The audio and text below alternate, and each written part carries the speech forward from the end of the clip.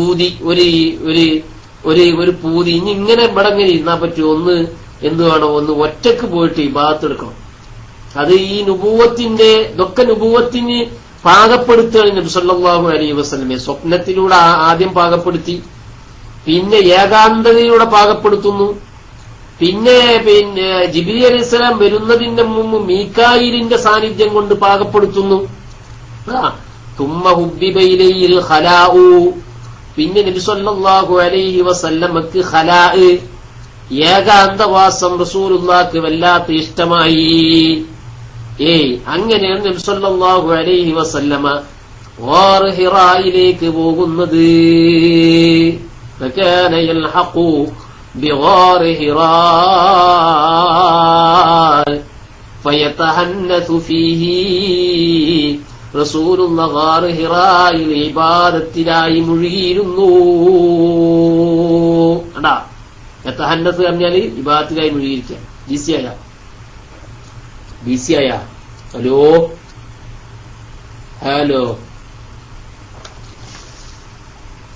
നിന്റെ ഡിസി നടിച്ചി. അങ്ങനെ നോക്കി നിങ്ങള് ഈ തഹന്നുസ് പറഞ്ഞാല് സാധാരണ തഹന്നുസ് എന്ന് പറയല് എന്തിനാന്നറിയോ? രാത്രിയിലുള്ള ഇബാദത്തിനാണ് തഹന്നുസ് എന്നറിയാം. അപ്പൊ നബി സല്ലല്ലാഹു അലൈഹി വസല്ലം രാത്രി പോയി ഇബാദത്ത് എടുക്കും, എന്നിട്ട് തിരിച്ചു വരും, എന്നിട്ട് അതിലേക്കുള്ള ആവശ്യമുള്ള സാധും ഭക്ഷണങ്ങളും മറ്റു സംഗതികളൊക്കെ ഇവിടുന്ന് കൊണ്ടുപോകും. കണ്ടാ നബി സല്ലല്ലാഹു അലൈഹി വസല്ലം യതസവ്വദു ലിദാലിക തുമ്മ യർജിഉ ഇലാ ഖദീജ, പിന്നെ ഖദീജാനത്തേക്ക് വരുമ്പോ യതസവ്വദു ബിമിസ്ലിഹ. അങ്ങനെ ഈ ഖൽവത്ത് ഏകാന്തവാസം ഇഷ്ടപ്പെടുന്നതിന്റെ ഇടക്ക് ആണ് എന്ത് വന്നത്? ഫജാഅഹൽ ഹഖ്ഖു, സത്യസന്ദേശം വന്നത് എന്നാ. ഞാൻ നേരത്തെ പറഞ്ഞില്ലേ, റസൂലുള്ളാഹി സ്വല്ലല്ലാഹു അലൈഹി വസല്ലമ മനുഷ്യരിൽ നിന്നുള്ള ഒരു പ്രവാചകനാണ്. മനുഷ്യൻ തെരഞ്ഞെടുക്കപ്പെട്ട പ്രവാചകനാണ് നബി സല്ലല്ലാഹു അലൈഹി വസല്ലം. ഈ പ്രവാചകനെ സ്ഫുടം ചെയ്ത് എടുക്കുകയാണ് അല്ലാഹു സുബ്ഹാനഹു വ തആല. ആ സ്ഫുടം ചെയ്യുന്നതിന്റെ ഭാഗമായിരുന്നു അവിടുത്തെ നെഞ്ചു കീറിയതും. അവിടത്തെ നെഞ്ചു കീറിയ പല പ്രാവശ്യം നെഞ്ചു കീറിയിട്ടുണ്ട്, മനസ്സിലായ? അതേ പ്രകാരം തന്നെ ഈ ഉറക്കത്തിലുള്ള സ്വപ്നങ്ങളും ഏകാന്തവാസവും അതിൽ മലായിക്കത്തിന്റെ സാന്നിധ്യവും ഒക്കെയും നബി സല്ലല്ലാഹു അലൈഹി വസല്ലമയെ ഈ ഭൗതിക ലോകത്ത് നിന്ന് ആത്മീയ ലോകത്തേക്ക് ഉയർത്താനുള്ള പരിശീലനങ്ങളായിരുന്നു നടന്നിരുന്നത്, മനസ്സിലായ? അതുകൊണ്ട് തന്നെ വഹിയെ സംബന്ധിച്ച് പറയുന്നിടത്തൊക്കെ നമ്മുടെ ഹദീസുകളിൽ കാണാൻ കഴിയുമല്ലോ, നബി സല്ലല്ലാഹു അലൈഹി വസല്ലമക്ക് രണ്ട് രീതിയിൽ ദിവ്യ സന്ദേശം വരാറുണ്ട്.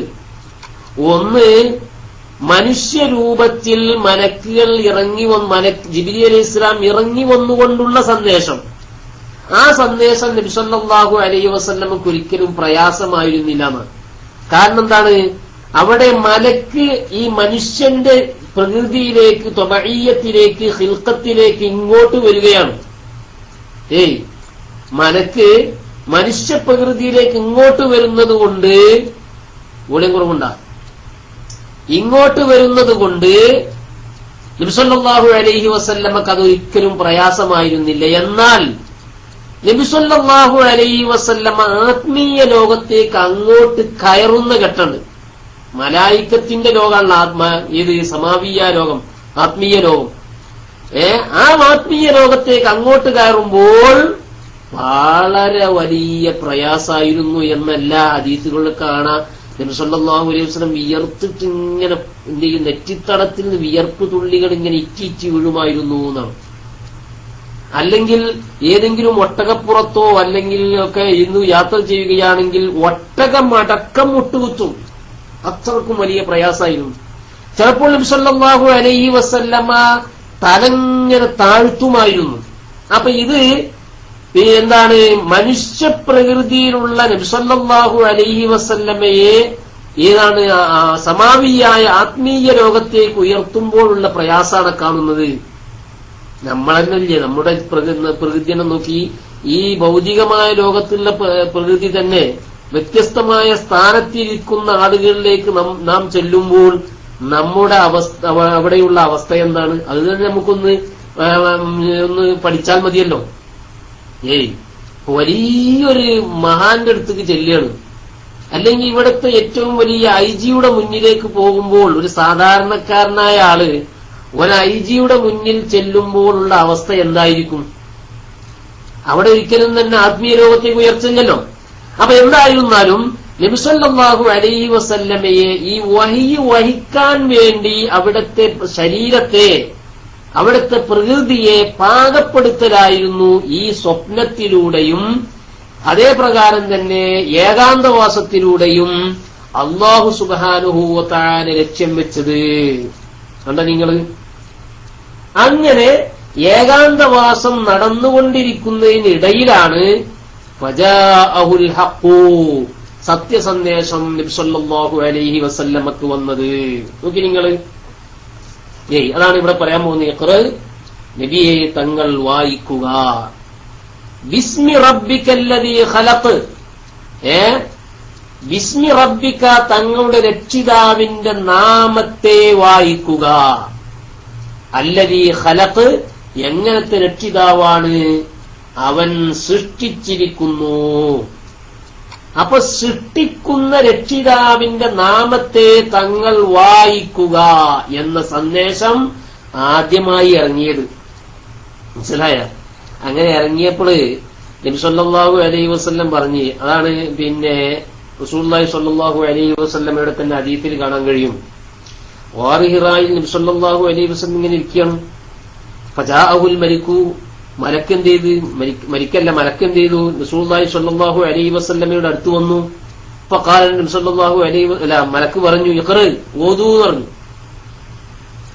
അപ്പോ വഖാല റസൂലുള്ളാഹി സ്വല്ലല്ലാഹു അലൈഹി വസല്ലം, നബി സല്ലല്ലാഹു അലൈഹി വസല്ലം പറഞ്ഞു, മാ അന ബിഖാരീൻ, ഞാൻ ഓത്തുകാരനല്ല. കണ്ട, ഞാൻ ഓത്തുകാരനല്ല. അതിനുള്ള സത്യമാണ്. റസൂലുള്ളാഹി സ്വല്ലല്ലാഹു അലൈഹി വസല്ലം ഉമ്മിയല്ലേ. അപ്പോൾ നബി സല്ലല്ലാഹു അലൈഹി വസല്ലം പറഞ്ഞു, ഞാൻ ഓത്തുകാരനല്ല എന്ന് പറഞ്ഞു. ഒരർത്ഥതാണ്. മാ അന ബിഖാരീൻ, ഞാൻ എന്താണ് ഓതേണ്ടത്? എന്ത് ഓതാനപ്പ നിങ്ങൾ ഈ പറയണത് എന്നാണ്. നോക്കി നിങ്ങൾ സഹോദരന്മാരെ. അപ്പോ ഒരർത്ഥം നബി സല്ലല്ലാഹു അലൈഹി വസല്ലം ഞാൻ ഓത്തുകാരനല്ല എന്ന് പറഞ്ഞു. മറ്റൊന്ന്, ഞാൻ എന്താണ് ഓതേണ്ടത്? ഒരു താജ്ജുബൻ നിലക്കാണ് പറയുന്നത്. ഞാൻ എന്ത് ഓതും? മനസ്സിലായ? അപ്പോ ജിബ്രീൽ എന്ത് ചെയ്തു എന്നറിയോ? നബി സല്ലല്ലാഹു അലൈഹി വസല്ലം ഒന്നുകിട്ട് പിടിച്ചു, ഒരു ചെറിയ ശിക്ഷ, ഒരു അദബ് പഠിപ്പിക്കൽ. ഫഅഖദനി ഫഗത്തനി, സല്ലല്ലാഹു അലൈഹി വസല്ലം പറയാണ്, ഫഅഖദനി ഫഗത്തനി ഹത്താ ബലഗ മിന്നിൽ ജുഹദ്. കണ്ടാ, നബി സല്ലല്ലാഹു അലൈഹി വസല്ലം പറയാണ്, എന്നെ ഇങ്ങോട്ട് പിടിച്ചിട്ട് ഒന്നിങ്ങോട്ട് അമർത്തി. അതെനിക്ക് വല്ലാത്തൊരു ഒരു ഒരു ഒരു ഒരു പ്രയാസമുള്ളതുപോലെ തോന്നി. ആ പിടിച്ച അമർത്തലേ, ഇവിടെ പട്ടാണികളൊക്കെ കണ്ടില്ലേ ഞങ്ങള് അടച്ചുവിടുന്നത്. ഈ പട്ടാണികൾ ചിലപ്പോ സ്നേഹം കൊണ്ട് ചെയ്യുന്നതാണ്. ആ സ്നേഹം കൊണ്ട് ചെയ്യുന്ന അടച്ചുകൂട്ടല്, പിന്നെ അടച്ചുകൂട്ടലിന്റെ സന്ദർഭത്തിൽ നമുക്ക് ഓർമ്മ വരും, ഈ ഹദീസൊക്കെ ഓർമ്മ വരും. വേണ്ട. അപ്പോ വല്ലാത്ത എന്ത് പ്രയാസം എനിക്ക് തോന്നി. അങ്ങനെ എല്ലാ ഭാഗം ഈ എല്ലുകളൊക്കെ എന്ത് ചെയ്യുന്നറിയോ, പിന്നെ പിറുപിറുകുന്നല്ലോ, ആ രീതിയിലാണ് അവരെന്ത് അമർത്തുക. ഞാനൊക്കെ വല്ല വിട്ടിക്കലാണ് കെട്ടിപ്പിടിക്കാൻ വരുമ്പോളെ. അപ്പോ സുഹൃത്തുക്കളെ, സുമ്മ അർസലിനി, പിന്നെ എന്ത് ചെയ്ത് ജിബ്രീൽ അലൈഹി സ്വലാം എന്നെ അങ്ങോട്ട് ഒഴിവാക്കി. അപ്പൊ വീണ്ടും ചോദിച്ചു, ഇഖ്റ, ഓതുന്നാണ്. ഓതെന്ന് പറഞ്ഞപ്പോ നബി സല്ലല്ലാഹു അലൈഹി വസല്ലം വീണ്ടും പറയാണ്, മാ അന ബിഖാരീൻ, ഞാൻ എന്തോതാനാണ്? മനസ്സിലായ? അല്ലേ എനിക്ക് ഓത്തറിയില്ല. അപ്പൊ ആദ്യം പറഞ്ഞത് പിന്നെ തർത്തീബനുസരിച്ച് പറയുകയാണെങ്കിൽ ആദ്യം പറഞ്ഞ ഒന്നാമത് പറഞ്ഞെടുത്ത് മാ അന ബിഖാരീൻ, ഞാൻ ഓത്തുകാരനല്ല. രണ്ടാമത് പറഞ്ഞെടുത്ത് മാ അന ബിഖാരീൻ, ഞാൻ എന്തോതാനാണ്? ഒരു അത്ഭുതത്തോടു കൂടെ. അപ്പൊ വീണ്ടും എന്ത് ചെയ്തു? ഫഅഖദനി ഫഗത്തനി അസ്ഥാനിയ, വീണ്ടും എന്നെ പിടിച്ച് അണച്ചു. അപ്പോൾ എനിക്കൊരു പ്രയാസം തോന്നി. തുമ്മ അർസലിന്, പിന്നെ എന്നെ ഒഴിവാക്കി. പിന്നെയും പറഞ്ഞു എന്നോട് ഇഖ്റ, ഓതാൻ പറഞ്ഞു.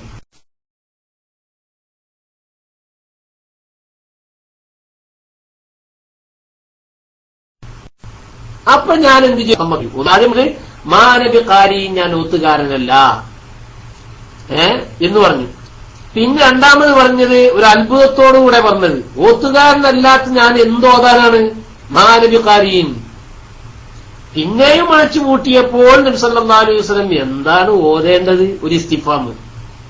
അപ്പൊ അങ്ങനെ ആ ചോദ്യ രൂപത്തിലേക്ക് എത്തിയപ്പോൾ ജിബ്രീൽ അലൈഹിസ്സലാം എന്ത് ചെയ്തു, അങ്ങോട്ട് ഓതിക്കൊടുത്തു. വീണ്ടും ഒന്നും കൂടി അടച്ചു പിടിച്ച് മൂന്നാമത് പ്രാവശ്യം. കണ്ട, ഫാഖദനി ഫഖത്തനി സാലിസ് ഹത്താ ബലഗ മിന്നിൽ ജുഹദ് ثم أرسلني فقال اقرأ باسم ربك الذي خلق خلق الإنسان من علق اقرأ وربك الأكرم الذي علم بالقلم.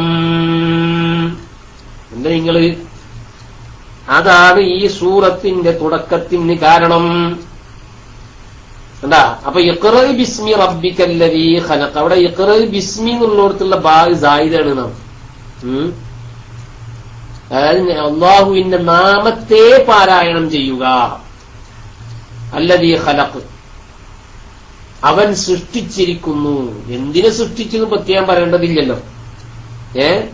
പിന്നെ ആ സൃഷ്ടിപ്പിൽ നിന്ന് ഏറ്റവും ശ്രേഷ്ഠമായ സൃഷ്ടിപ്പിനെ പ്രത്യേകം പറയുന്നുണ്ട് എന്ന് മാത്രമേ ഉള്ളൂ. മനസ്സിലാക്കി, ഇഖ്റ ബിസ്മി റബ്ബിക്കല്ലദീ ഖലഖ്, സൃഷ്ടിച്ച അള്ളാഹുവിനെ, റബ്ബിന്റെ നാമത്തെ നിങ്ങൾ പാരായണം ചെയ്യുക. എന്തിനെ സൃഷ്ടിച്ചു? എല്ലാത്തിനെയും. പിന്നെ ആ സൃഷ്ടിപ്പിൽ നിന്ന് ഏറ്റവും ശ്രേഷ്ഠമായ സൃഷ്ടിപ്പായ പിന്നെ ആരെ പറഞ്ഞു? മനുഷ്യന്മാരെ പറയുകയാണ്. ഖലഖൽ ഇൻസാന മിൻ അലഖ്, അത് വലിയ അത്ഭുതമുള്ള സൃഷ്ടിപ്പാണത്. നമ്മൾ ഇനി ഒത്തീനിൽ പറയാൻ പോകുന്നുണ്ടല്ലോ. ഏത്? ഫി അഹ്സനി തഖ്വീം, ലഖദ് ഖലഖ്നൽ ഇൻസാന ഫി അഹ്സനി തഖ്വീം. കണ്ട, അത്ഭുതകരമായ സൃഷ്ടിപ്പാണ് മനുഷ്യന്റെ സൃഷ്ടിപ്പ്. അതുകൊണ്ട് തന്നെ ആ സൃഷ്ടിപ്പിനെ പ്രത്യേകം എടുത്തു പറയണം. ഖലഖൽ ഇൻസാന മിൻ അലഖ്. കണ്ടങ്ങള്, അപ്പോ സൃഷ്ടിച്ചവനായ റബ്ബിന്റെ നാമത്തെ തങ്ങൾ പാരായണം ചെയ്യുക എന്നാണ്. നാമത്തെ പാരായണം ചെയ്യുക, നാമം കൊണ്ട് പാരായണം ചെയ്യാന്നല്ല. മനസ്സിലായ? ഹാദാ അവ്വലു ഖിതാബിൻ ഇലാഹിയ്യിൻ ഉജ്ജിഹ ഇലൻ നബിയ്യി സ്വല്ലല്ലാഹു അലൈഹി വസല്ലമ. ഇതാണ് അല്ലാഹുവിന്റെ ഇലാഹിയായ ഖിതാബിന്റെ ആദ്യത്തെ വാക്ക്. ഇതാണ് ഇഖ്റ ബിസ്മി റബ്ബിക്കല്ലദീ ഖലഖ് എന്ന് പറയുന്ന ആ വേഡ്, ആ വാക്ക്, അത് അവ്വലു ഖിതാബിൻ, ആദ്യത്തെ അഭിസംബോധനമാണ്. ഇലാഹിയുൻ, ഇലാഹിയായ ആദ്യത്തെ അഭിസംബോധനമാണ്. ഉജ്ജിഹ ഇലൻ നബിയ്യി സ്വല്ലല്ലാഹു അലൈഹി വസല്ലമ, നബി സ്വല്ലല്ലാഹു അലൈഹി വസല്ലമയിലേക്ക് ഇട്ടുകൊടുത്ത, നബി സ്വല്ലല്ലാഹു അലൈഹി വസല്ലമക്ക് കൊടുത്ത ആദ്യത്തെ ഏതാണ്? ഖിതാബാണ്, അഭിസംബോധനമാണ്. ഇഖ്റ ബിസ്മി റബ്ബിക്കല്ലദീ ഖലഖ്. ഇതിലൂടെ പഠനത്തിനും പാരായണത്തിനുമുള്ള ഇസ്ലാം നൽകുന്ന പ്രാമുഖ്യമാണ് ഇതിലൂടെ നാം പഠിക്കേണ്ടത്. വഫീഹി ദഅവത്തുൻ ഇലൽ ഖിറാഅത്തി വൽ കിതാബ. ഇഖ്റ ബിസ്മി റബ്ബിക്കല്ലദീ ഖലഖ് എന്ന വാക്കിലൂടെ ഈ ആയത്തിൽ ദഅവത്തുൻ ഇലൽ ഖിറാഅത്തി വൽ കിതാബ, ഖിറാഅത്തിലേക്കും കിതാബത്തിലേക്കും സൂചനയുണ്ട്. കിതാബത്തില്ലാതെ ഖിറാഅത്ത് ഉണ്ടാവോ?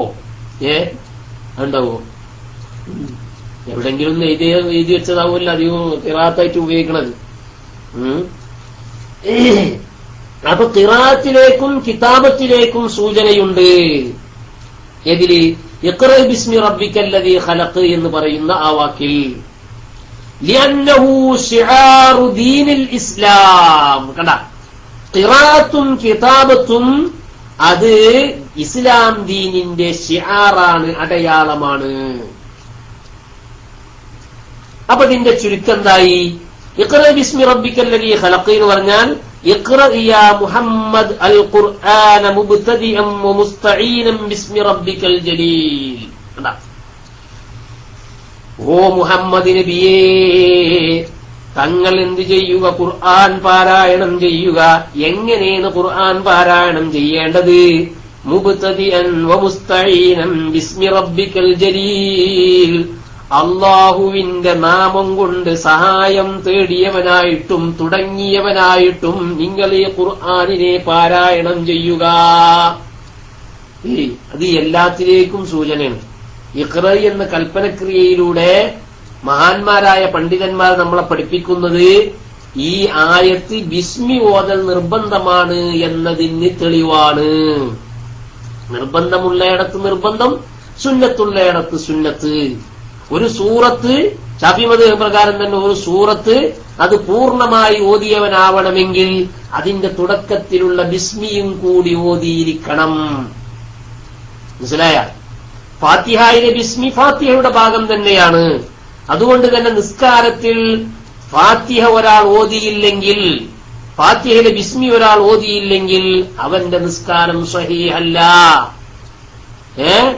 മറ്റു സൂറത്തുകളിൽ ശാഫി മദ്ഹബിലെ മുഅ്തമദായ അഭിപ്രായമനുസരിച്ചുകൊണ്ട് മറ്റു സൂറത്തുകളിലുള്ള ബിസ്മിയും ആ സൂറത്തിന്റെ ഭാഗം തന്നെയാണ്. അപ്പോൾ ഒരാള് സൂറത്ത് പൂർണ്ണമായി ഓതിയവനാവണമെങ്കിൽ ആ സൂറത്തിന്റെ തുടക്കത്തിലുള്ള ബിസ്മിയും കൂടി ഓതിയവനായിരിക്കണം. മനസ്സിലായി പറഞ്ഞത്? അത് അറിയിക്കുന്നുണ്ട് ഈ ആയത്തിലൂടെ. ഇഖ്റ, നബിയെ തങ്ങൾ ഓതുക. തങ്ങൾ ഓതുക എന്ന് പറഞ്ഞാല് നബി സല്ലല്ലാഹു അലൈഹി വസല്ലമയോട് പറഞ്ഞതെങ്കിലും അത് ഹുക്മ് എല്ലാവർക്കും ബാധകമാണ്. ഖുസൂസു സബബി ലാ യഖ്ദു ഉമൂമൽ ലഫ്ളി എന്നാണ് ഖായിദ ഉള്ളത്. അത് സഫീഉസ്താദിനോടൊക്കെ ചോദിച്ചറിയാം. ഖുസൂസു സബബ്, സബബിന്റെ സബബുൻ നുസൂലിന്റെ സബബുൻ നുസൂൽ ഖാസ്സാണെങ്കിലും ലാ യഖ്ദു ഉമൂമൽ ലഫ്ളി, ലഫ്ളിന്റെ വ്യാപകാർത്ഥത്തെ അതൊരിക്കലും തന്നെ ബാധിക്കുകയില്ല. കാരണം ഖുർആനിലെ ഓരോ ആയത്തുകളും പരിശോധിച്ചു നോക്കിയാൽ അതൊക്കെയും ഏതെങ്കിലും ഒരു സബബുമായി ബന്ധപ്പെട്ട് ഇറങ്ങിയതാവും. അല്ലാത്തതുകൊണ്ട് ഇല്ലാന്നല്ല. അവ്വലുൽ അംറിൽ തന്നെ ഇറങ്ങിയതുണ്ട്. അവിടെ ഒരു സബബും ചെറുപ്പുണ്ടാവണം ചെയ്യും. ഇത്ഖാനൊക്കെ നോക്കിയാൽ ഇമാം സുയൂത്തി റഹ്മത്തുള്ളാഹി അലൈഹിയുടെ അൽ ഇത്ഖാൻ ഫി ഉലൂമിൽ ഖുർആൻ എന്ന് പറയുന്ന ഗ്രന്ഥക്ക് നോക്കിയാൽ കാണാൻ കഴിയും ഒരു കാരണവുമില്ലാതെ ഇറങ്ങിയ ആയത്തുകളുണ്ട്. എന്നാൽ ഭൂരിപക്ഷം ആയത്തുകളും സൂറത്തുകളും പരിശോധിച്ചു നോക്കിയാൽ അതൊക്കെയും എന്തെങ്കിലും ഒരു കാരണവുമായി ബന്ധപ്പെട്ടിറങ്ങിയതാവും. അപ്പോൾ ആ കാരണം മാത്രമേ ഇവിടെ ഉണ്ടാവാൻ പാടുള്ളൂ എന്ന് ഏതെങ്കിലും ആളുകൾ വാദിക്കുന്നുവെങ്കിൽ അത് ശരിയല്ല. അത് മുജാഹിദിന്റെ വാദമാണ്. കേട്ടാ, നമ്മൾ ഇസ്തിഗാസുമായി ബന്ധപ്പെട്ടാണെങ്കിലും ഇന്നമാ വലിയുക്കുമുല്ലാഹു റസൂലുഹു വല്ലദീന ആമനു വല്ലദീന യഖീമൂന സ്വലാത്ത് എന്ന് പറയുന്ന ആയത്തോതുമ്പോഴും അവര് പറയും അത് പിന്നെ മുനാഫിഖീങ്ങൾക്ക് ഇറങ്ങിയതാണ്, അത് മറ്റേ യുദ്ധത്തിൽ ഇറങ്ങിയതാണ്, ഇത് ഇവിടെ ഇറങ്ങിയതാണെന്നൊക്കെ പറയാറുണ്ട്. പക്ഷേ അങ്ങനെ ആ വാദം സ്വീകരിക്കുകയാണെങ്കിൽ ഖുർആനിലെ ഒരൊറ്റ ആയത്തും ഇന്ന് സ്വീകാര്യമല്ലാതാവേണ്ടി വരും. അതുകൊണ്ട് തന്നെയാണ് നമ്മുടെ പണ്ഡിതന്മാർ പറഞ്ഞത് സബബുൻ നുസൂല് ഖുസൂസു സബബി ലാ യഖ്ദഉ ഉമൂമൽ ലഫ്ളി എന്ന് പറയാൻ കാരണം അതാണ്. മനസ്സിലായ? അപ്പോ ആ പദത്തിന്റെ ഉമൂമ്, വ്യാപകാർത്ഥം എവിടൊക്കെ ബന്ധിക്കുന്നു അവിടത്തേക്കൊക്കെ ബാധകമാണ്. പിന്നെ അത് ബാധകമല്ലാതിരിക്കണമെങ്കിൽ എന്തു വേണം? ഖാസായ മറ്റു വല്ല തെളിവും വരണം. മനസ്സിലായ? അപ്പോ സഹോദരന്മാരെ, മഹാന്മാരായ പണ്ഡിതന്മാർ പറയുന്നു ഇഖ്റ എന്ന് പറയുന്ന ആ ആയത്തിലൂടെ ഇഖ്റ ബിസ്മി റബ്ബിക്കല്ലദീ ഖലഖ്, നിങ്ങൾ അള്ളാഹുവിന്റെ നാമത്തിൽ പാരായണം ചെയ്യുക എന്ന് പറഞ്ഞാൽ അത് എല്ലാ സ്ഥലത്തും ബാധകമാണ്. നിർബന്ധമാവുന്നിടത്ത് നിർബന്ധമായി ബിസ്മി ഓതണം, സുന്നത്തായി ഓതേണ്ടത്ത് സുന്നത്തായിട്ടും ഓതണം. മനസ്സിലായി?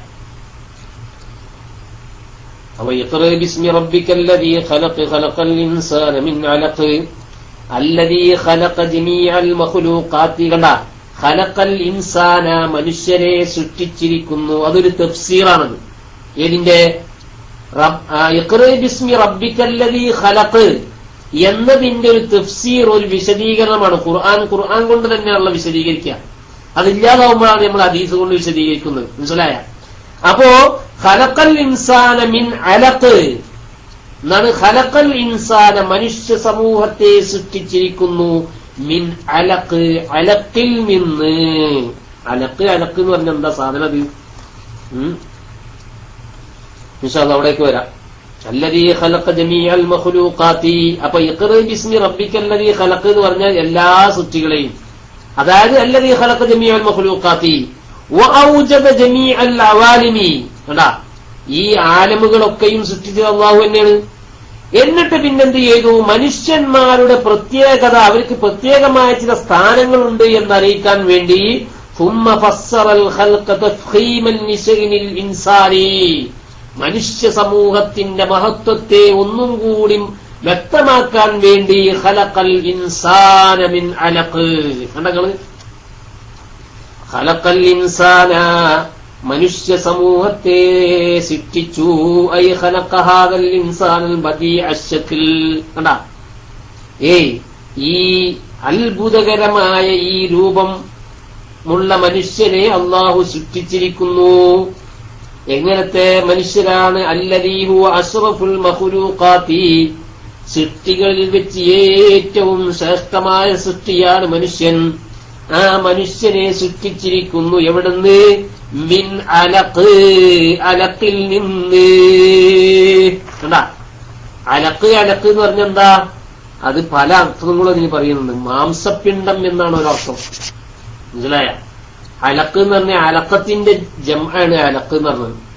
അലക്കത്ത് എന്ന് പറയുന്ന ഏകവചനത്തിന്റെ ജംആണ് അലക്ക്, മനസ്സിലായ?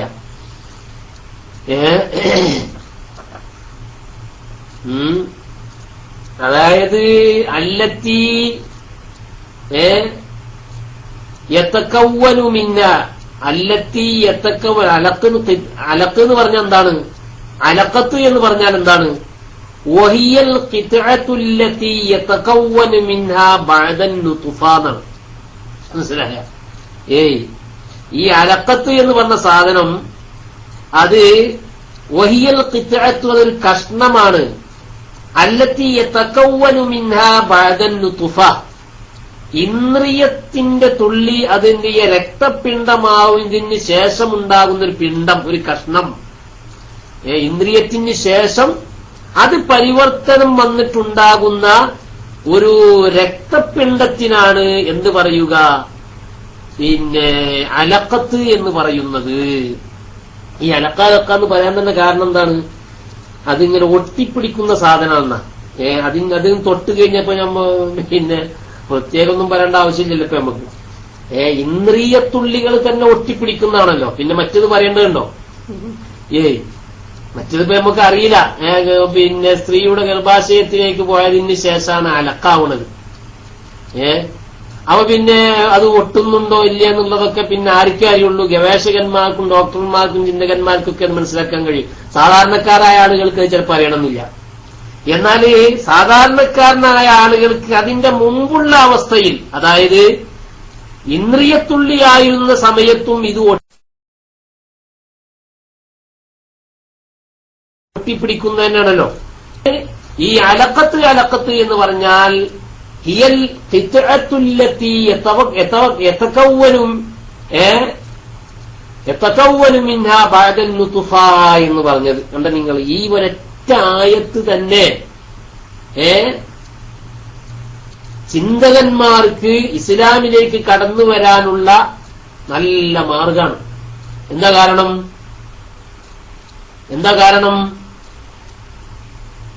1400 വർഷങ്ങൾക്ക് മുമ്പാണ് നബി സല്ലല്ലാഹു അലൈഹി വസല്ലം ഇത് പറയുന്നത്. ഇത് നമ്മൾ ചിന്തിക്കണ്ടേ? അന്നുണ്ടോ ഇതിനെ സംബന്ധിച്ച് വല്ല ഗവേഷണം നടക്കണം? ഇല്ലല്ലോ.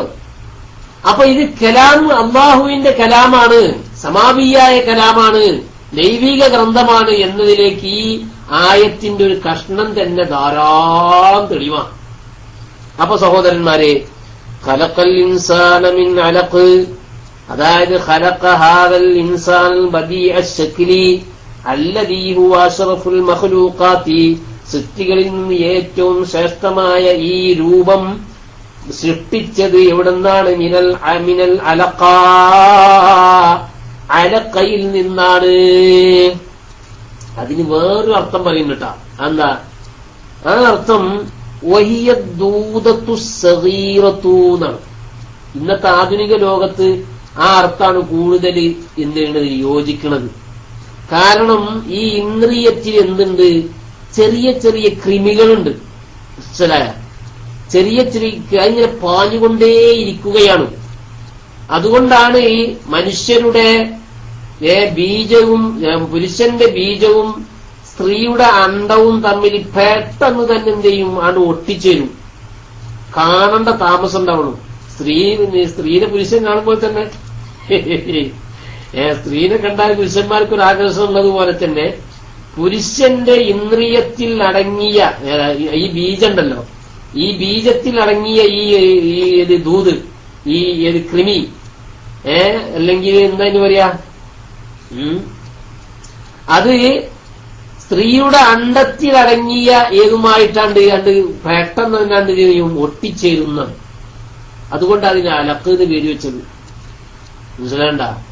അവിടെ തന്നെ അണുവാ, അവിടെ തന്നെ നബി സല്ലല്ലാഹു അലൈഹി വസല്ലം പറഞ്ഞിട്ടുണ്ട്. എന്തറിയോ, ആധുനിക ശാസ്ത്രം പറയുന്നത് ഒരിക്കലും തന്നെ ആൺകുട്ടി പിറക്കുന്ന വിഷയത്തില് സ്ത്രീക്ക് ഒരു ബന്ധമില്ല എന്നാണ്. ആൺകുട്ടി പിറക്കുന്ന വിഷയത്തിൽ സ്ത്രീക്ക് ഒരു ബന്ധമില്ല. പിന്നെ അവിടെ എന്താണുള്ളത്, ആണും പെണ്ണും നിർണയിക്കുന്നത് പുരുഷന്റെ ബീജത്തിൽ നിന്നാണ്. പക്ഷേ ഈ പുരുഷന്റെ ബീജത്തിലുള്ള ബീജത്തെ സ്വീകരിക്കുന്ന വിഷയത്തിൽ പെണ്ണിന്റെ അണ്ടത്തിന് ചില എന്തുണ്ട്, ചില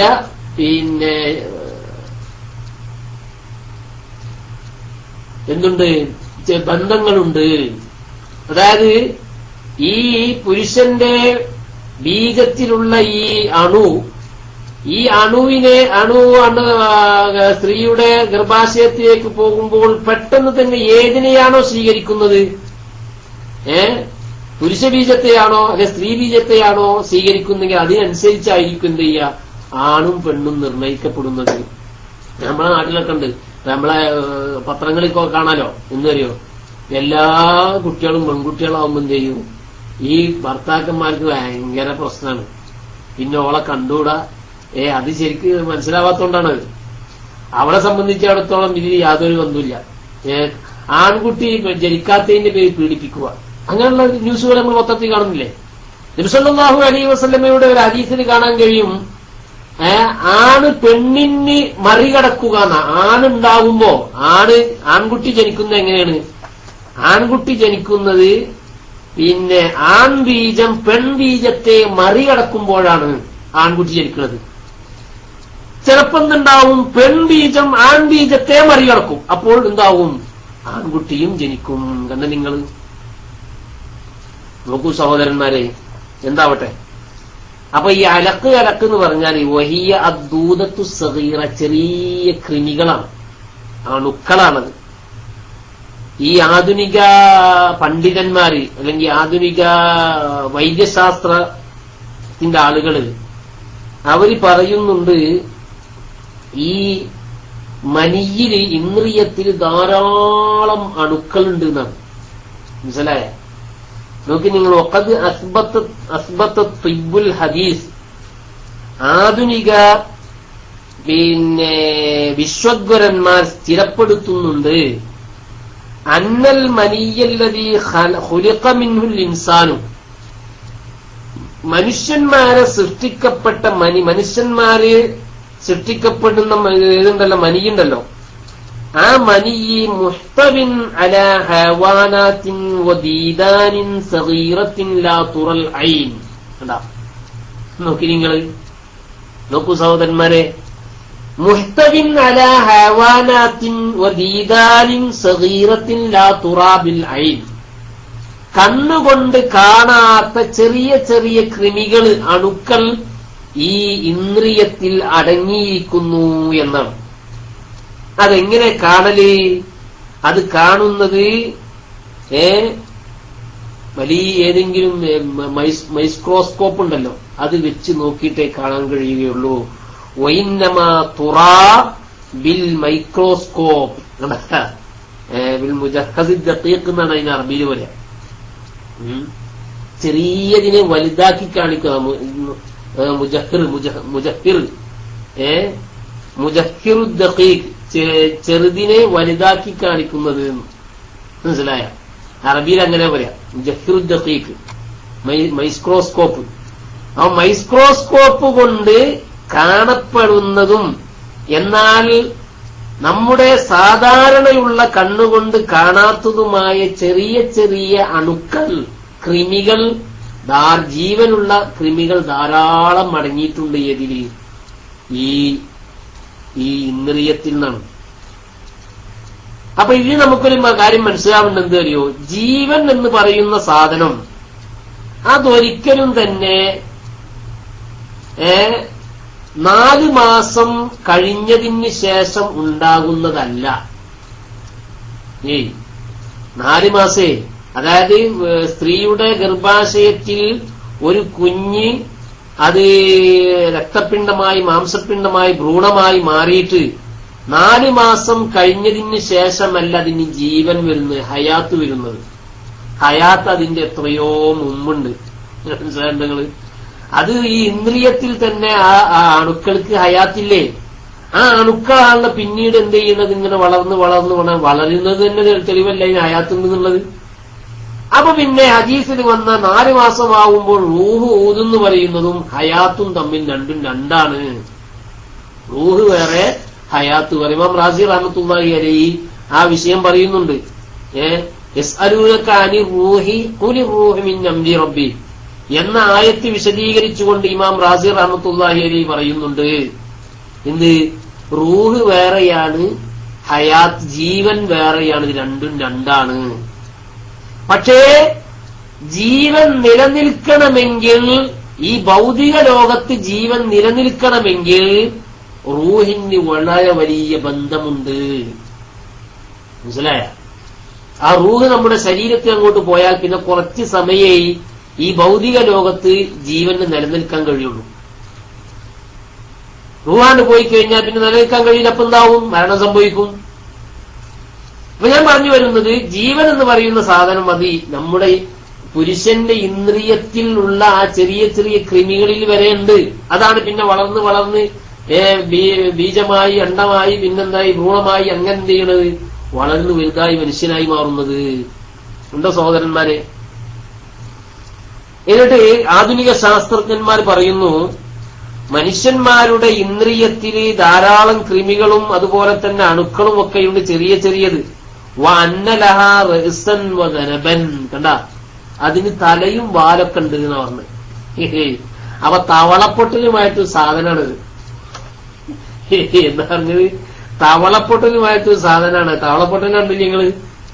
പിന്നെ ഇങ്ങനെ വാലാണ്ട് പോവലാണല്ലോ ഇതേപോലെ തന്നെ. അപ്പൊ നമ്മളൊക്കെ തുടക്കം എന്ന് പറഞ്ഞാല് ഒരു തവളപ്പൊട്ടലിന്റെ തുടക്കമാണ്. പിന്നെ അതിങ്ങനെ വലുതായി വലിയ ആളായി മാറുന്നതാണ്. അന്നലഹ റഅസൻ വദനബൻ, അതിനെന്തുണ്ട്? വാലുമുണ്ട്, തലയുമുണ്ട്. അപ്പൊ അത് മൈക്രോസ്കോപ്പിലൂടെ നോക്കുമ്പോൾ ചെറിയ ഈ നമ്മുടെ കുളത്തിലൊക്കെ ഉണ്ടാവുമല്ലോ, വർഷക്കാലം ഉണ്ടായിക്കഴിഞ്ഞാൽ തവളകൾ മുട്ടയിട്ടിട്ട് വിരിയുന്ന തവളക്കുഞ്ഞുങ്ങൾ, ആ തവളക്കുഞ്ഞുങ്ങളുടെ അവസ്ഥയായിരിക്കും മൈക്രോസ്കോപ്പിലൂടെ നമ്മുടെ ഇന്ദ്രിയത്തിൽ നോക്കുമ്പോൾ കാണുന്ന ജീവികൾ. നോക്കി, അങ്ങനെയുള്ള ജീവിയെയാണ് അല്ലാഹു സുബ്ഹാനഹു വ തആല ഈ കോലത്തിൽ സൗന്ദര്യമുള്ള, ആരോഗ്യ ദൃഢഗാത്രനായ, കഴിവുള്ള, ചിന്താശേഷിയുള്ള, പിന്നെ കാണാൻ കഴിയുന്ന, കേൾക്കാൻ കഴിയുന്ന, സംസാരിക്കാൻ കഴിയുന്ന, പിടിക്കാൻ കഴിയുന്ന, നടക്കാൻ കഴിയുന്ന സുന്ദരനായ ഒരു ചെറുപ്പക്കാരനാക്കി അല്ലാഹു സുബ്ഹാനഹു വ തആല എന്താക്കിയത്? സൃഷ്ടിച്ചത്.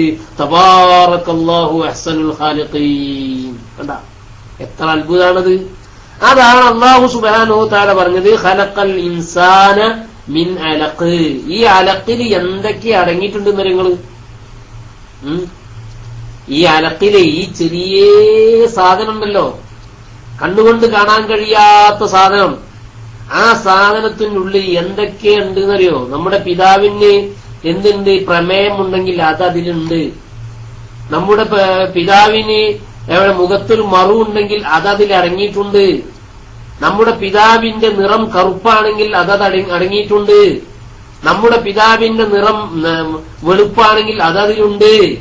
നമ്മുടെ പിതാവിന് 50 വയസ്സാകുമ്പോൾ കാലിന് മുട്ടുവേദന ഉണ്ടെങ്കിൽ നിനക്കും 50 വയസ്സാകുമ്പോൾ കാലിന് മുട്ടുവേദന വരും എന്ന കാര്യവും അതിൽ അടങ്ങിയിട്ടുണ്ട്. നിങ്ങൾ ആലോചിക്കുക സുഹൃത്തുക്കളെ, എന്തൊരു അത്ഭുത ലോകാണ്! അള്ളാഹുവിന്റെ സൃഷ്ടിപ്പ് എത്ര മഹത്തരമാണ്! ആരെങ്കിലും ചിന്തിക്കുന്നുണ്ടോ അത്?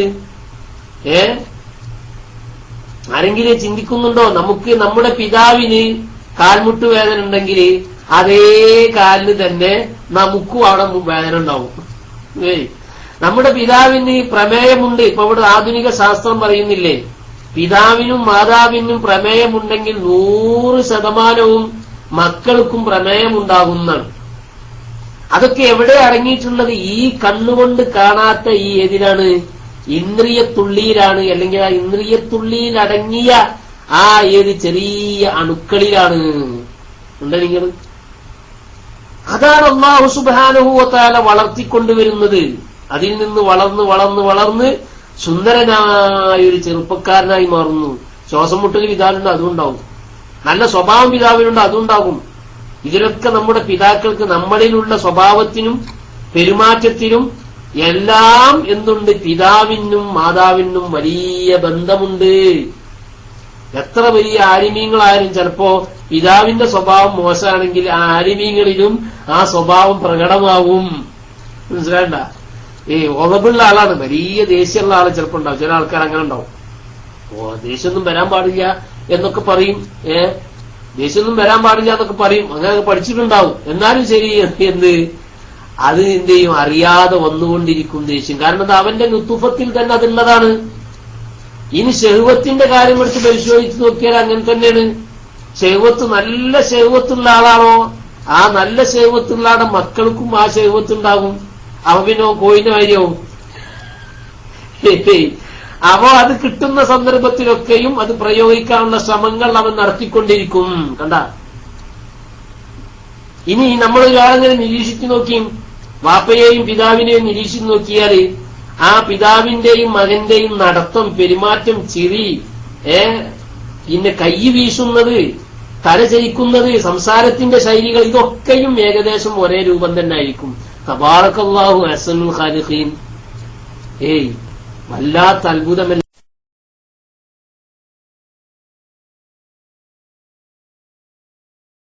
അതാണ് മഹാൻ. നോക്കൂ നിങ്ങൾ.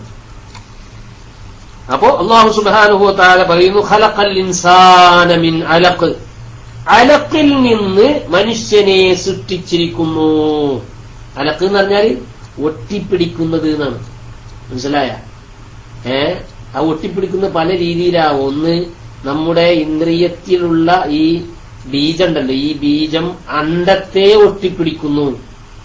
അണ്ഡവും ബീജവും ചേർന്നതിന് ശേഷം അത് ഗർഭാശയത്തിൽ ഒട്ടിപ്പിടിക്കുന്നു. ഗർഭാശയത്തിന്റെ അങ്ങേ തലയിൽ പോയിട്ടാണ് ഒട്ടി നിൽക്കുന്ന പറഞ്ഞത്. പിന്നെ അത് പ്രസവിക്കാൻ കുറച്ചെന്തിരിയായി കഴിയുമ്പോഴാണ് പിന്നെ അവിടെ നിന്ന് നടന്നു വരിക. പിന്നെ അപ്പോഴാണ് മൂപ്പര് പിന്നെ അതിൽ കിടന്ന് നീന്താനും കുളിക്കാനൊക്കെ തുടങ്ങിയ. ജല്ല ജലാലു. നിങ്ങൾ ഓർത്തു നോക്കൂ സഹോദരന്മാരെ, ഇമാം ഖുർത്തുബി റഹ്മത്തുള്ളാഹി അലൈഹി പറയാണ്, ഇവിടെ ഇഖ്റ ബിസ്മി റബ്ബിക്കല്ലദീ ഖലഖ് എന്ന് പറഞ്ഞതിന് ശേഷം ഖലഖൽ ഇൻസാന മിൻ അലഖ് എന്ന് പ്രത്യേകം പറഞ്ഞതിന്റെ മനുഷ്യന്മാരെ പ്രത്യേകമാക്കിയത് എന്താണ്? ഖസ്സൽ ഇൻസാന ബിദ്ദിക്രി. മനുഷ്യന്മാരെ പ്രത്യേകമാക്കിയത് തശ്രീഫൻ ലഹു, അവർക്ക് ബഹുമതിയും സ്ഥാനമൊക്കെ ഉണ്ടായതുകൊണ്ടാണ്. സംശയമില്ല ഇത്. വൽ അലഖത്തു ഖിത്അത്തും മിൻ ദമിൻ റത്ബിൻ. അലഖത്ത് എന്ന് പറഞ്ഞാൽ ഖിത്അത്തും മിൻ ദമിൻ റത്ബിൻ, അത് പിന്നെ ഏതാണ്? നനഞ്ഞ രക്തത്തിനാലുള്ള ഒരു കഷ്ണമാണ്. റത്ബായ ഒരു രക്തത്തിനാലുള്ള ഒരു കഷ്ണത്തിനാണ് അലഖത്ത് എന്നല്ല. സുമ്മിയത്ത് ബിദാലിക, അലഖ് എന്നതിന് പേര് വെക്കാൻ കാരണം ലി അന്നഹ,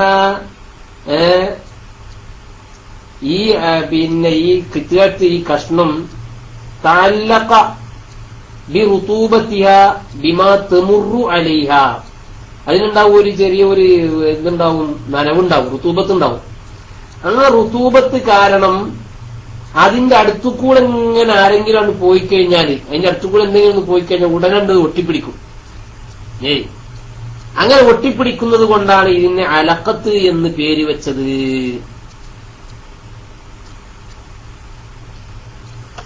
ഈ പല സ്വഭാവമുള്ള മക്കൾ എന്ന് പറഞ്ഞത് അതും ഇതുമായി ബന്ധപ്പെട്ട തന്നെയാണ്. ഉപ്പായിൽ അടങ്ങിയിട്ടുണ്ടാവും, അത് ചില പ്രകടമായില്ലാന്നരും. നമ്മൾ മനസ്സിലാക്കേണ്ടതാണ്. ഈ ഉപ്പ എന്ന് പറഞ്ഞ് വേറൊരു ഉപ്പാന്റെ മകനാവുമല്ലോ.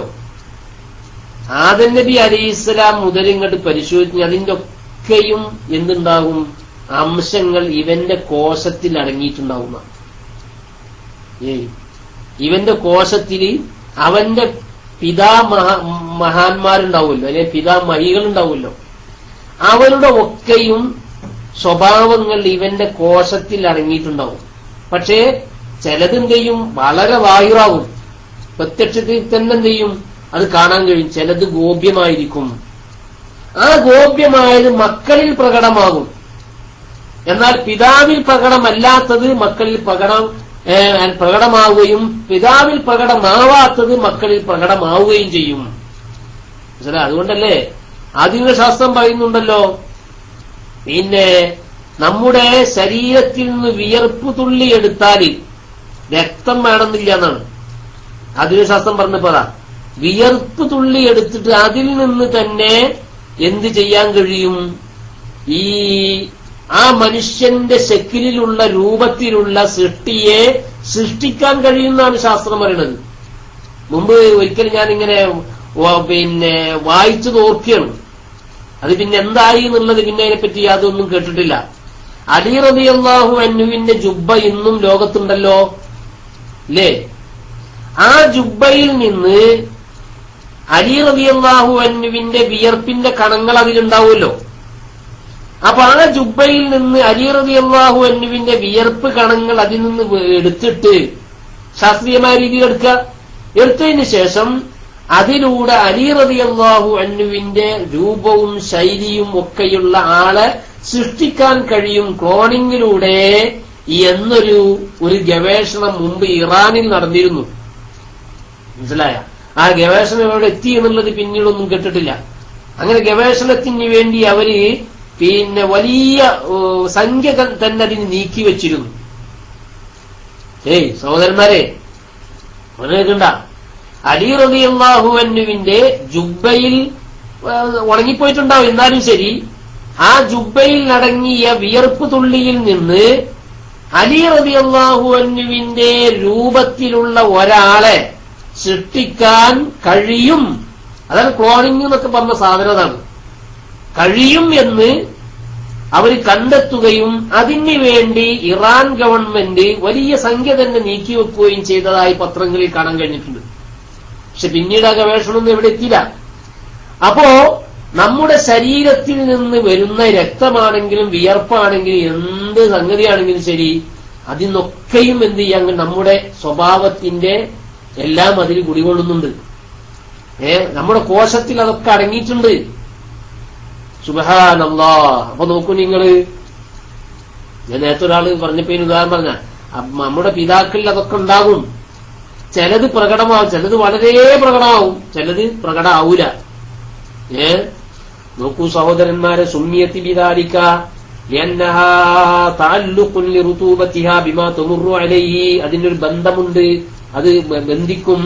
ലിറുതൂബത്തിഹാ ബിമാ തമുറു അലൈഹ. അതിന്റെ അടുത്ത് കൂടെ ഇങ്ങനെ എന്തെങ്കിലും പോവുകയാണെങ്കിൽ നമ്മള് കണ്ടില്ല, ഈ തവളകള് അല്ലെങ്കിൽ പല്ലിയൊക്കെ ഉണ്ടാവും, നാവും ഇങ്ങനെ നീട്ടിച്ചുണ്ടാവും. ഏതെങ്കിലും പാറ്റയിൽ കൂടെ പോവുകയാണെങ്കിൽ റേഞ്ചിനെ തട്ടും, അതിനെ ഒട്ടിപ്പിടിക്കും എന്നതുപോലെ. നോക്കൂ നിങ്ങൾ, ഇവിടെ അല്ലാഹു സുബ്ഹാനഹു വ തആല പറഞ്ഞു, ഇഖ്റ ബിസ്മി റബ്ബിക്കല്ലദീ ഖലഖ് ഖലഖൽ ഇൻസാന മിൻ അലഖ് ഇഖ്റ വറബ്ബുക്കൽ അക്രം. കണ്ടാ, വീണ്ടും പറയുക തന്നെയാണ് ഇഖ്റ. ഈ ഇഖ്റയിലൊക്കെ പല അർത്ഥങ്ങളുണ്ട് കേട്ടോ. മഹാന്മാരായ പണ്ഡിതന്മാർ പറയുന്നത് കാണാൻ കഴിയും. 2 പ്രാവശ്യം ഇഖ്റ ആവർത്തിച്ചതിന്റെ പിന്നിലൊക്കെ വലിയ ഏതുണ്ട്, അർത്ഥങ്ങളുണ്ട്. നോക്കി നിങ്ങൾ, കാലഭാഗവും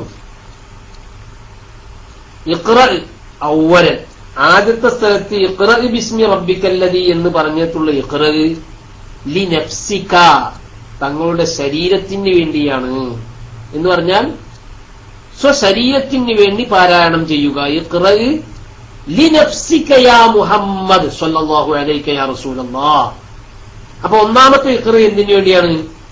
ഇഖ്റ ലി നഫ്സിക ബിസ്മി റബ്ബിക്കല്ലദീ ഖലഖ് എന്ന ആശയത്തിലായത്. എന്നാൽ രണ്ടാമത്തെ ഇഖ്റയോ ഇഖ്റ വ റബ്ബുക്കൽ അക്രം എന്ന് പറഞ്ഞാലോ ഒരർത്ഥം വസ്താനി ലിത്തബ്ലീഗി മറ്റുള്ള ആളുകൾക്ക് എത്തിച്ചു കൊടുക്കാൻ വേണ്ടിയാണ്. ഇഖ്റ വ റബ്ബുക ഇഖ്റ നബിയെ തങ്ങൾ പാരായണം ചെയ്യുക. വ റബ്ബുക എത്രത്തിൽ തങ്ങളുടെ രക്ഷിതാവ് വാവ് ഹാലിയാണ്. വ റബ്ബുക എത്രത്തിൽ തങ്ങളുടെ രക്ഷിതാവ് അൽ അക്രം അക്രമാണ്. അപ്പൊ രണ്ടാമത്തെ ഇഖ്റ എന്തിനു വേണ്ടിയാണ്? ലിത്തബ്ലീഗി ജനങ്ങൾക്ക് ദഅവത്ത് നടത്താൻ വേണ്ടിയാണ് ഒരർത്ഥത്. അല്ലെങ്കിൽ ഒന്നാമത്തെ ഇഖ്റയുടെ ഉദ്ദേശം ലിത്തഅല്ലുമി സ്വയം പഠിക്കാൻ വേണ്ടിയാണ്. ഇഖ്റ നബിയെ തങ്ങൾ സ്വയം പഠിച്ച് പാരായണം ചെയ്യുക.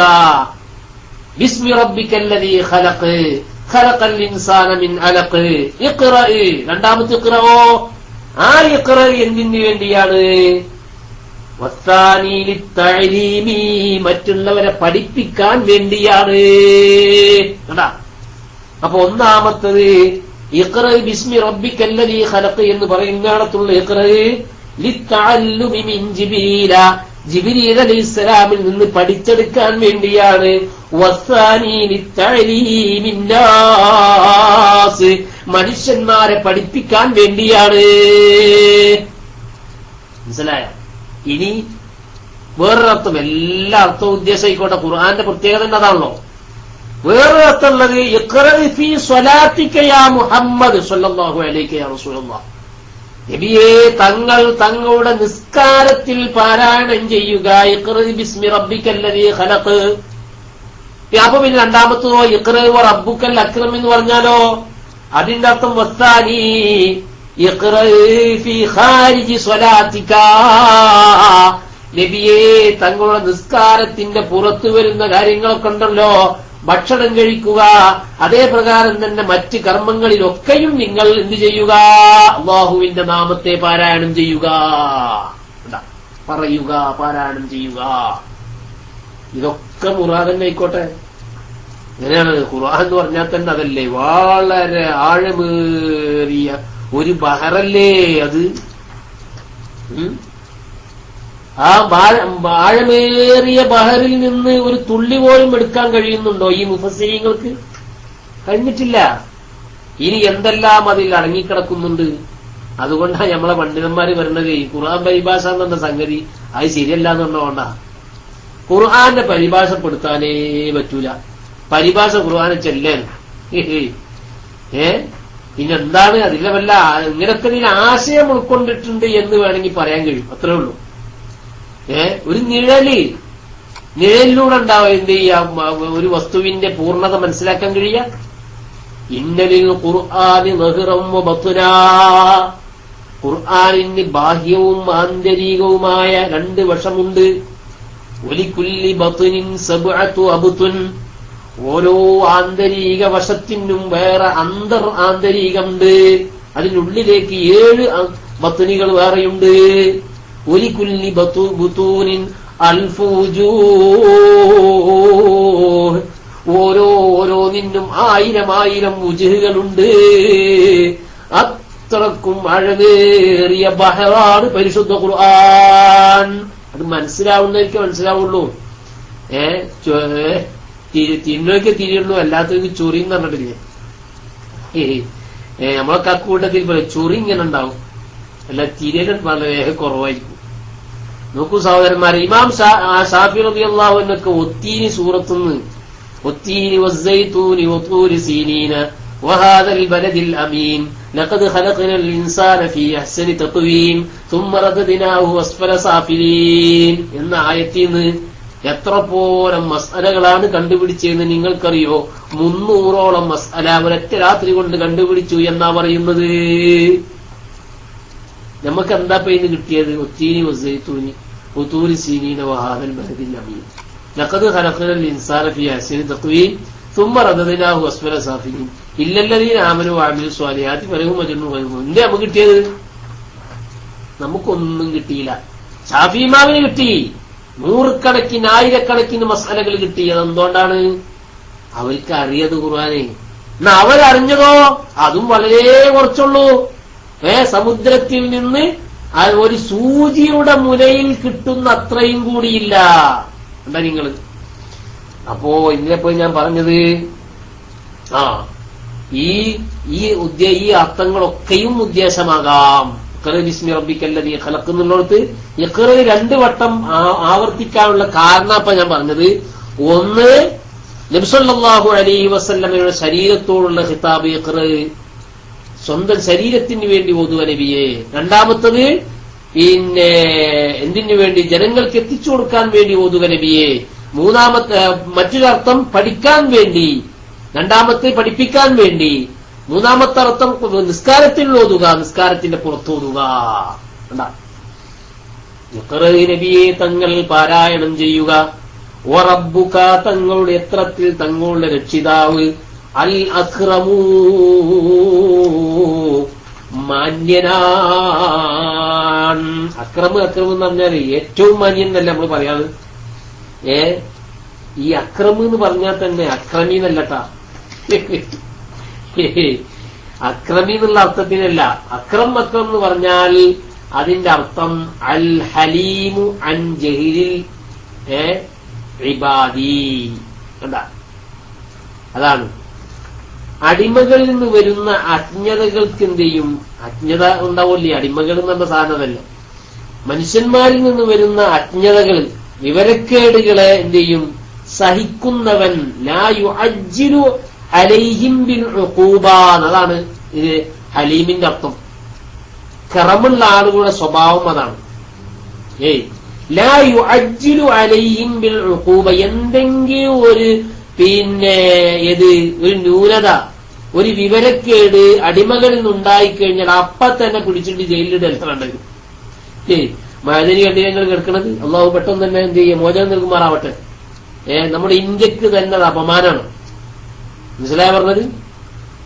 ഒരു മനുഷ്യനെ എന്ത് ചെയ്യാ? ഒരു വിചാരണയും കൂടാതെ 9 കൊല്ലവും 10 കൊല്ലവും വേറെ ജയിലിലിട്ട്, ഇതൊക്കെ നമ്മുടെ രാജ്യത്തിന് തന്നെ അപമാനമാണത്.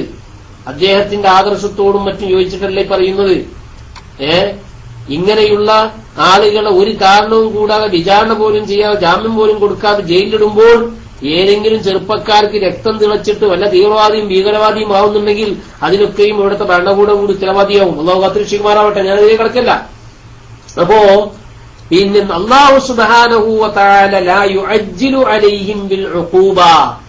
അടിമകളിൽ നിന്ന് വല്ല തെറ്റും വരികയാണെങ്കിൽ ആ തെറ്റിന് പെട്ടെന്ന് തന്നെ പിടിച്ച് ശിക്ഷിക്കാന്നുള്ള സ്വഭാവം അല്ലാഹ്ക്കില്ല. അല്ലാഹ് ഇങ്ങനെ താമസം കൊടുക്കും, അവസരങ്ങൾ കൊടുക്കും, അതിൽ നിന്ന് മോചിതനാവാനുള്ള അവസരങ്ങൾ കൊടുക്കും. അതുകൊണ്ടാണ് അല്ലാഹുവിനെ സംബന്ധിച്ച് കരീമാണെന്നും അക്രമാണെന്നും പറയുന്നതിന് കാരണം. നോക്കൂ നിങ്ങൾ,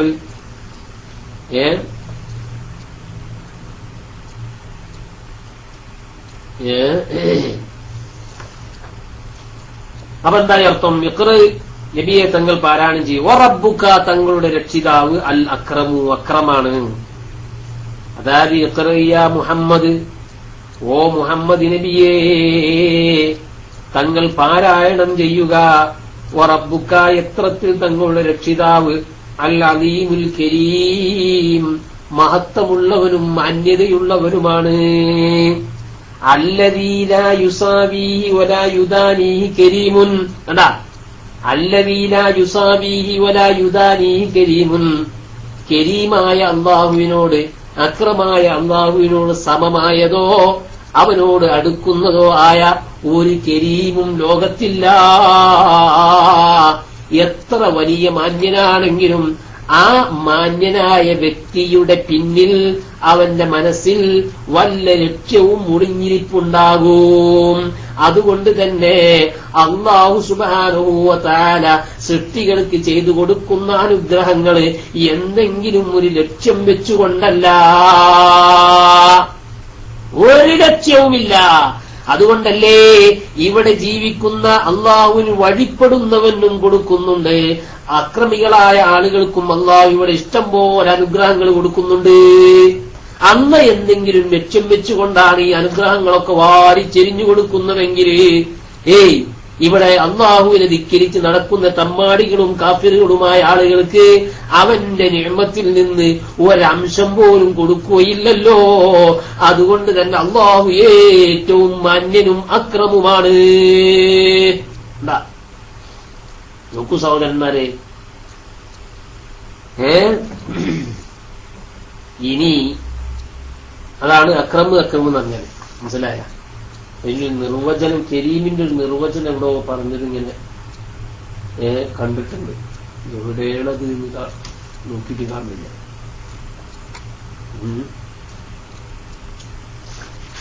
ഇനി പറയാൻ പോകുന്നത് നമ്മളെ ഖുർആൻ ക്ലാസ് ആയാലും ഉസ്താദന്മാർ എന്ത് ചെയ്യും, മൈക്കിലേക്ക് വേണമെന്ന് അറിയിക്കും.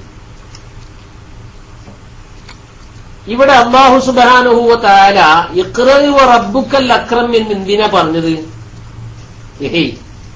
എന്തിനാ അല്ലാഹു സുബ്ഹാനഹു വ തആല ഇഖ്റ ബിസ്മി റബ്ബിക്കൽ ലദീ ഖലഖ ഖലഖൽ ഇൻസാന മിൻ അലഖ് ഇഖ്റ വ റബ്ബുക്കൽ അക്രമുൽ ലദീ അല്ലം ബിൽ ഖലം അന്റെ വഖദ് ദല്ല അലാ കമാലി കർമിഹി. അല്ലാഹു സുബ്ഹാനഹു വ തആലയുടെ കറമിന്റെ പൂർണ്ണതയുടെ മേൽ അറിയിക്കുന്നതാണ് അന്നഹു അല്ലമൽ ഇബാദ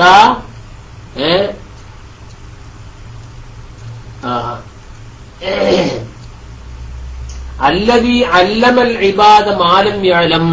കണ്ടാ, മാലം യഅലമു. നോക്കി നിങ്ങള്, അള്ളാഹുവിന്റെ ഒരു കറമിൽപ്പെട്ടതാണ് അന്നഹു അല്ലമൽ ഇബാദ മാലം യഅലമു. മനുഷ്യൻ അറിയാത്ത കാര്യങ്ങളെ ഇബാദിന് അല്ല പഠിപ്പിച്ചു കൊടുക്കുക എന്നുള്ളത്.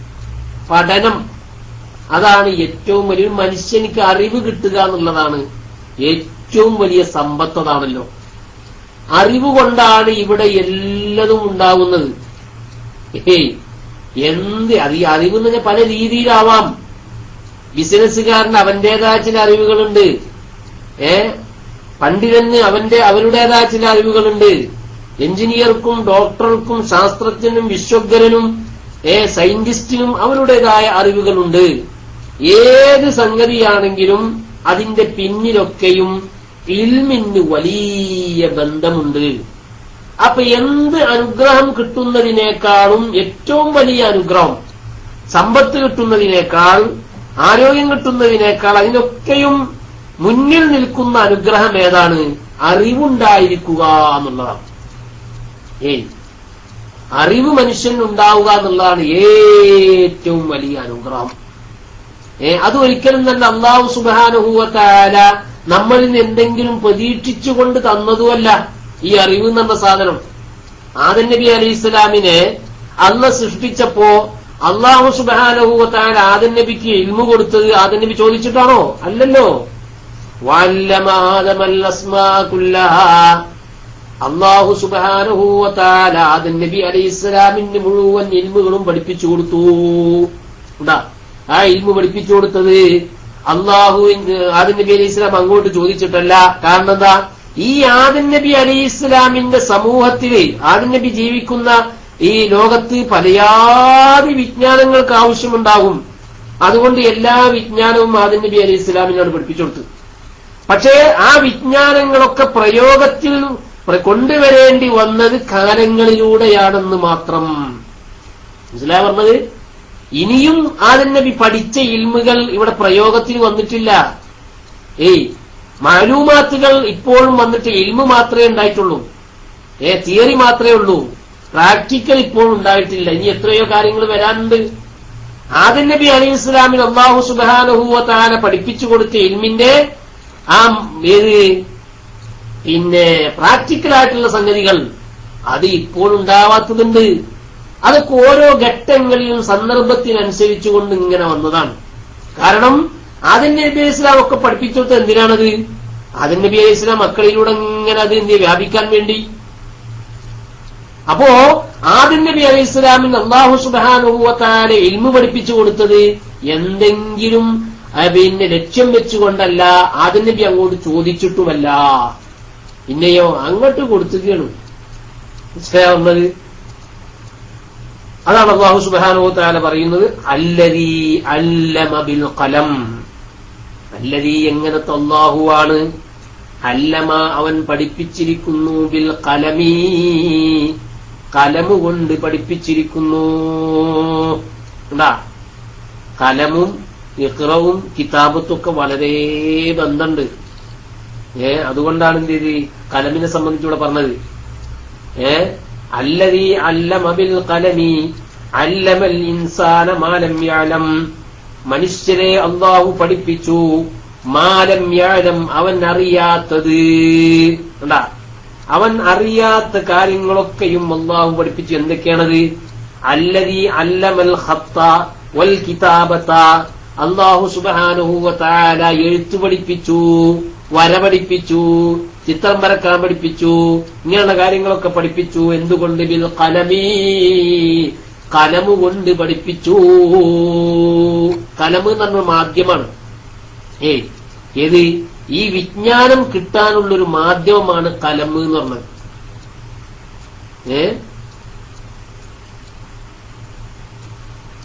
എന്താ സഹോദരന്മാരെ? അതായത് വഅല്ലമൽ ബശറ മാ ലം യകൂനു യഅരിഫൂനഹു മിനൽ ഉലൂമി വൽ മആരിഫി. കണ്ടാ അല്ലാഹു സുബ്ഹാനഹു വ തആല ഇൽമുകളും വിജ്ഞാനങ്ങളും അറിയാത്ത ഇൽമുകളും വിജ്ഞാനങ്ങളൊക്കെ മനുഷ്യർക്ക് അല്ലാഹു സുബ്ഹാനഹു വ തആല പഠിപ്പിച്ചു കൊടുത്തു. പിന്നെ അതേതിലൂടെയാണ്? കലമിലൂടെയാണ്. എന്നിട്ടോ അങ്ങനെ പഠിപ്പിച്ചു കൊടുത്തപ്പോൾ ഫനഖലഹും മിൻ ദുലുമത്തിൽ ജഹിലി ഇലാ നൂരിൽ ഇൽമി. കണ്ടാ ഫനഖലഹും, എന്നിട്ട് അവരെന്ത് ചെയ്തു? അവരെങ്ങനെ കൊണ്ടുവന്നു. എവിടെന്ന്? മിനൽ ദുലുമത്തിൽ ജഹിലി അജ്ഞതയുടെ കൂരിരുളിൽ നിന്ന്. അജ്ഞത എന്ന് പറഞ്ഞ ഇരുളാണല്ലോ, ആ ഇരുളിൽ നിന്ന് അവരെന്ത് ചെയ്ത്? നീക്കി നീക്കി കൊണ്ടുവന്നു ഇലാ നൂരിൽ ഇൽമി വിജ്ഞാനത്തിന്റെ പ്രകാശത്തിലേക്ക്. അതിങ്ങനെ ഇങ്ങനെ എന്ത് ചെയ്യാൻ ആവർത്തിച്ചുകൊണ്ടേയിരിക്കുകയാണ് ഇപ്പോഴും. ഏത് പ്രകാരം? കമാ അല്ലമ സുബ്ഹാനഹു വ തആല അല്ലാഹു സുബ്ഹാനഹു വ തആല. സുബ്ഹാനല്ലാഹ്. മഅദനിയുടെ ജാമ്യ ഭാഷ വീണ്ടും തള്ളില്ലേ? ഫകമാ അല്ലമ സുബ്ഹാനഹു ബിവാസിതത്തിൽ കിതാബത്തി ബിൽ ഖലമി. കണ്ടാ എഴുത്തിനെ കലമു മുഖേന അല്ലാഹു സുബ്ഹാനഹു വ തആല പഠിപ്പിച്ചതുപോലെ തന്നെ ഫഇന്നഹു യുഅല്ലിമുക ബിലാ വാസിതത്തിൻ. ഫഇന്നഹു യുഅല്ലിമുക അല്ലാഹു സുബ്ഹാനഹു വ തആല നിന്നെ പഠിപ്പിക്കുന്നു ബിലാ വാസിതത്തിൻ ഒരു വാസിതയും കൂടാതെ. വഇൻ കുൻത ഉമ്മിയ്യൻ ലാ തഖ്റഅ വലാ തക്തുബ്. നീ എഴുത്തും വായനയും അറിയാത്ത ഉമ്മിയാണെങ്കിൽ പോലും. കണ്ടാ ഇവിടെ ഇപ്പം മറ്റ് മൃഗങ്ങളൊക്കെ ഉണ്ടല്ലോ, അവർക്കൊന്നും ഇപ്പൊ എഴുത്തു മുഖേന വിജ്ഞാനം കിട്ടുന്നില്ലല്ലോ. അവരും മനുഷ്യരെ പോലെ തന്നെ ഉമ്മിയും അതുപോലെ എഴുത്തും വായനയും അറിയാത്തവരെന്നല്ലേ. മറ്റു ജീവികളും പോത്തും മൂരിയും കാളയൊക്കെ അവർ പരിശീലിപ്പിച്ചാലും അങ്ങനെ ചെയ്യാൻ കഴിയും, അവർക്കില്ലല്ലോ. അപ്പോ എഴുത്തും വായനയും അറിയാത്തവനാണെങ്കിൽ പോലും അല്ലാഹു സുബ്ഹാനഹു വ തആല എന്തു ചെയ്തു? ഒരു മാധ്യമവും കൂടാതെ ഇതൊക്കെ നിന്റെ ഏതിൽ തന്നെ, ജീനിൽ തന്നെ ഇതൊക്കെ അള്ളാഹ് സൃഷ്ടിച്ചിരിക്കുന്നു, പഠിപ്പിച്ചിരിക്കുന്നു എന്നാ പറഞ്ഞതിനർത്ഥം. അതിന്റെ ഒരു അർത്ഥമാണ്. മനസ്സിലായ? ഈ എഴുത്തും വായന എന്നുള്ള സാധനം നമ്മുടെ ജീനിൽ തന്നെ അടങ്ങിയിരിക്കുന്നു എന്നാണ്. ആ അടങ്ങിയ അറിവാണ് പിന്നീട് നമ്മൾ പ്രകടിപ്പിക്കുന്നത് എന്ന് മനസ്സിലാണ്ട. നമ്മുടെ വാസിതത്തിൽ എന്ന് പറഞ്ഞു എന്തേ വാസിതത്ത് എന്ന് പറഞ്ഞെന്ന് ചിലപ്പോ തോന്നിയേക്കാം. ഒരു മാധ്യമവും കൂടാതെ അല്ലാഹു സുബ്ഹാനഹു വ തആല എഴുത്തും വായനയും പഠിപ്പിച്ചു എന്ന് വരുമ്പോൾ മാധ്യമത്തോടു കൂടെയല്ലേ നമ്മൾ എഴുത്തും വായനയും പഠിക്കുന്നത്? സ്കൂളിൽ പോയി നിന്നിട്ടല്ലേ, ടീച്ചറുടെ മതിയല്ലേ അല്ലെങ്കിൽ അധ്യാപകരുടെ വാസ്തു കൊണ്ടല്ലേ എന്നൊക്കെ ചിലപ്പോൾ തോന്നിയേക്കാം. പക്ഷേ അത് പ്രകടിപ്പിക്കാനുള്ള വാസിത്തയാണ്. വിജ്ഞാനം, അറിവ് നിന്റെ ജീനിൽ തന്നെ അല്ലാഹു സുബ്ഹാനഹു വ തആല നിക്ഷേപിച്ചിട്ടുണ്ട്. അതാണ് പറഞ്ഞതിന്റെ താല്പര്യം. ഇമാം ഖുർത്തുബി റഹ്മത്തുള്ളാഹി അലൈഹി പറയുന്നു, നബ്ബഹ തആല അലാ ഫദ്ലി ഇൽമിൽ കിതാബത്തി, എഴുതുക എന്ന് പറയുന്നത് വലിയ മഹത്വമുള്ളതാണ് എന്ന് അല്ലാഹു സുബ്ഹാനഹു വ തആല ഇതിലൂടെ ഉണർത്തുന്നുണ്ട്. അപ്പൊ എഴുതാൻ കഴിയുന്നവരൊക്കെ എഴുതണം. എഴുതാൻ കഴിയുന്നവരൊക്കെ എഴുതണം. പക്ഷെ എഴുതാൻ അറിയുന്നവരായിരിക്കണം എഴുതേണ്ടത്. മനസ്സിലായ? അറിയാത്ത ആളുകൾ എഴുതാനും തസ്നീഫ് നടത്താനൊന്നും നിൽക്കരുത്. അങ്ങനെ നിന്നാൽ എന്താവുന്നതിന് വലിയ കുഴപ്പമുണ്ടാവും. ചില ആൾക്കാര് 2 വരി എഴുതാൻ പഠിച്ചു കഴിഞ്ഞാൽ സുബ്ഹാന ജല്ല ജലാലുഹു, അവർക്ക് പിന്നെ ലോകത്തുള്ള പണ്ഡിതന്മാരൊക്കെയും സൂഹുല്ലുലമാവും തമ്മാടികളും മോശക്കാരുമായിട്ടാ പിന്നെ അവർ ചിത്രീകരിക്കാം. മഹാന്മാരായ പണ്ഡിതന്മാർ പറയുന്നത് കാണാൻ കഴിയും. وَيَنبَغِي أَنْ يَعْتَنِي بِالتَّصْنِيفِ إِذَا تَأَهَّلَ لَهُ فِيهِ. എന്താ പറഞ്ഞത്? وَيَنبَغِي أَنْ يَعْتَنِي بِالتَّصْنِيفِ, ഗ്രന്ഥരചന കൊണ്ട് ഏറ്റിനായി ചെയ്യണം. കഴിവുള്ള ആളുകൾ ഗ്രന്ഥരചന നടത്താൻ, സക്കി ഉസ്താദിനെ പോലുള്ള, സത്യ ഉസ്താദിനെ പോലുള്ള കഴിവുള്ള ആളുകൾ അവർ വെറുതെ ഇരിക്കരുത്.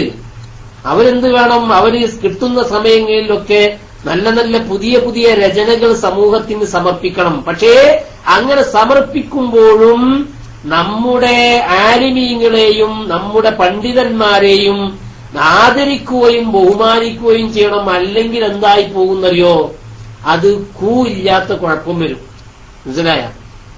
ചില ആൾക്കാർക്ക് അങ്ങനെയാണ്. നമ്മളെ കേരളത്തിലെ ആലിമീങ്ങൾക്കൊന്നും അറിയില്ല. ഏതെങ്കിലും ഈജിപ്തിലാ അല്ലെങ്കിൽ അവിടെ എവിടെയെങ്കിലും പോയിട്ട് വല്ല ഡോക്ടറേറ്റ് ഒക്കെ എടുത്ത് വന്നിട്ടുണ്ടെങ്കിൽ പിന്നെ ഓനക്ക് പിന്നെ കണ്ണ് കാണാത്തൊരവസ്ഥ ഉണ്ട്. ഞാനിപ്പോ ഒന്നും വിശദീകരിക്കുന്നില്ല. ഒരു ഫേസ്ബുക്കിലുണ്ട് ഒരു മൊയ്ലേര്, സുബ്ഹാനല്ലാഹ്, അലി ജുമാനെ ആൾക്ക് കണ്ടുകൂടാ, അലി ജിഫിലിനെ കണ്ടുകൂടാ. അവരൊക്കെ സൂഉലുലമാആണ്, തമ്മാടികളാണെന്ന് പറഞ്ഞത്. സുബ്ഹാനല്ലാഹ്, ഞാനത് വായിച്ച് നെട്ടിപ്പോയി. അഭിപ്രായ വ്യത്യാസങ്ങളുണ്ടെങ്കിൽ അത് പ്രകടിപ്പിക്കാന്നല്ലാതെ പണ്ഡിതന്മാരെ ആക്ഷേപിക്കുകയാണോ വേണ്ടത്? തമ്മാടിക്കൂട്ടമാണ് എന്നാ പറഞ്ഞത് അലി ജിഫ്രിയെ സംബന്ധിച്ചും. എന്നിട്ട് ഏതെങ്കിലും ആളുകൾ പിന്നെ മോർഫ് ചെയ്ത ഫോട്ടോകൾ എടുത്തിട്ട് എന്ത് ചെയ്യുക, അത് പ്രചരിപ്പിക്കുക. അതൊക്കെ ഒരു ആലിമിന് യോജിച്ചതാ? ഇതാണ് ഡോക്ടറേറ്റ്. അപ്പൊ തുടക്കത്തിൽ എന്തെങ്കിലും ഡോക്ടർ എന്നുള്ള ഒരു ദാനോ മറ്റുണ്ട് എന്ന് മനസ്സിലാക്കിയ പിന്നെ മൂപ്പര കണ്ണിങ്ങനെ തുറക്കണില്ല. നമ്മളെ നാട്ടിൽ ആലിമീങ്ങൾക്കൊന്നും വിവരമില്ല. വിവരമുള്ള കാലാണ് ഇയാളാ. സുബ്ഹാനല്ലാഹ്. ഇത് വേറൊരു പണിയില്ലാതെ ഇരിക്കുന്ന ആൾക്കാർക്ക് ഇപ്പോ എന്ത് ചെയ്യാ? ഇപ്പൊ ഞമ്മക്കൊന്നൊരു പണിയില്ല, ഇരുന്നിട്ട് എന്ത് ചെയ്യാ? വേണമെങ്കിൽ എഴുതാം. നമ്മുടെ നാട്ടിലെ ആലിമീങ്ങൾ എന്ന് പറഞ്ഞ ആരാണ്? നമ്മുടെ നാട്ടിലെ ആലിമീങ്ങൾ എന്ന് പറഞ്ഞാൽ ബഹുമാനപ്പെട്ട ഓക്കെ ഉസ്താദ്. ഓക്കെ ഉസ്താദ് എന്ന് പറഞ്ഞാൽ ജീവിതം മുഴുക്കയും തദ്രീസിലായി ജീവിച്ച ആളാണ്. അതുകൊണ്ട് തന്നെ ചിലപ്പോൾ തസ്നീഫാത്തുകൾ വളരെ ചുരുക്കായിരിക്കും. തസ്നീഫാത്തുകൾ ചിലപ്പോൾ ചുരുക്കായിരിക്കും. കാരണം എന്താ? രാവിലെ മുതൽ സുബഹി മുതൽ തുടങ്ങുകയാണ് തദ്രീസ്. ആ തദ്രീസിന്റെ ഫലങ്ങളല്ലേ എന്ന് നമ്മുടെ നാട്ടിൽ കണ്ടുകൊണ്ടിരിക്കുന്നത്. ഈ തസ്നീഫാത്ത് നടത്തിയ ആളുകൾ തസ്നീഫാത്ത് കൊണ്ട് സമൂഹത്തിന് എപ്പോഴാ ഉപകാരം ഉണ്ടാവും? ഉപകാരമുള്ള തസ്നീഫാത്ത് ഉണ്ടാകും. തസ്നീഫാത്ത് നടത്തിയിട്ട് അത് ഏതെങ്കിലും ലൈബ്രറി കൊണ്ട് അട്ടിക്കിട്ടേക്കുക എന്നല്ലാതെ അതുകൊണ്ട് ഉപകാരം കിട്ടണമെന്നുണ്ടെങ്കിൽ ഇഖ്ലാസും കൂടി വേണം. എത്ര ഗ്രന്ഥങ്ങൾ ലോകത്തുണ്ട് പൊടി പിടിച്ച് കിടക്കുന്നത്.